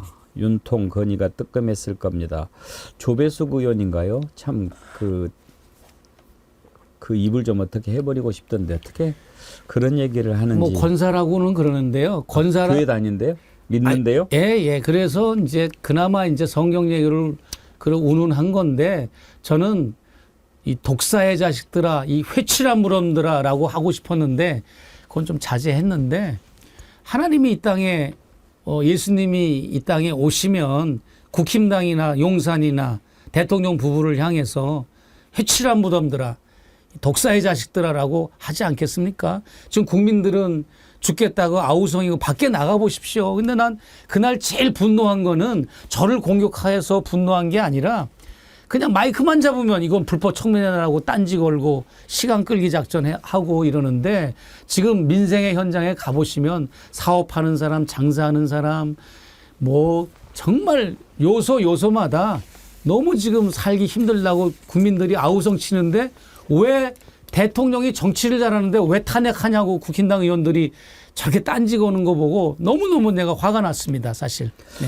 오늘 그래도 목사님 격려하는 글도 많이 올라오고 지금 우리가 마음으로 함께하는 분들이 참 많습니다. 아까도 말씀드렸듯이 지금 이렇게 선을 행하고 계신데 낙심하지 마시고 지치지 않으시기를 우리가 함께 성원하겠습니다. 고맙습니다. 예. 네. 오늘 말씀 감사합니다. 네, 감사합니다. 네. 최재형 목사님 만나서 정말 나라 걱정 많이 하게 됩니다. 들어봤는데요. 지금 우리가 절대 지쳐서는 안 되는 이유 바로 여기에 있습니다. 우리가 힘을 좀 같이 나누고 또 드리고 그렇게 하도록 하시죠. 전하는 말씀 듣는 동안에 제가 오늘 댓글 상품 받으실 분들 선정하도록 하겠습니다. 오늘 이렇게 또 이사한다고 격려해 주시면서 슈퍼챗 보내주신 분들께 다시 한번 감사드리고요. 순금촛대TV님께서도 슈퍼챗 함께 해주셨습니다. 김영일님 아까 제가 소개시켜드렸던가요? 함께 해주셔서 감사드립니다. 여왕깨미님 제가 소개 안 했죠?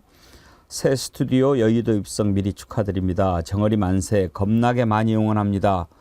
진심으로 감사합니다. 글랜모에서 보내드리는 선크림 받으실 분들, 난 엘사님, 커커님, 모모님, 빵님, 오늘 참빵 이진숙 3부 유상범님 호 재미있게 지어주신 분이죠. 살기 좋은 내 나라님, 양하근님, 양하조님인가 양하근님인가? 예. 그리고 옹이님까지 이렇게 7분 드리도록 하겠습니다. 옹이님께서 전해주신 메시지가 제가 아까 읽어드리려고 그랬는데 인터뷰하면서 제가 날아가 버렸어요. 아무튼 감사합니다. 이렇게 선물 드리도록 하겠습니다. 오늘 긴 시간 함께해 주신 여러분 감사합니다. 내일 오전 11시에 다시 찾아뵙겠습니다.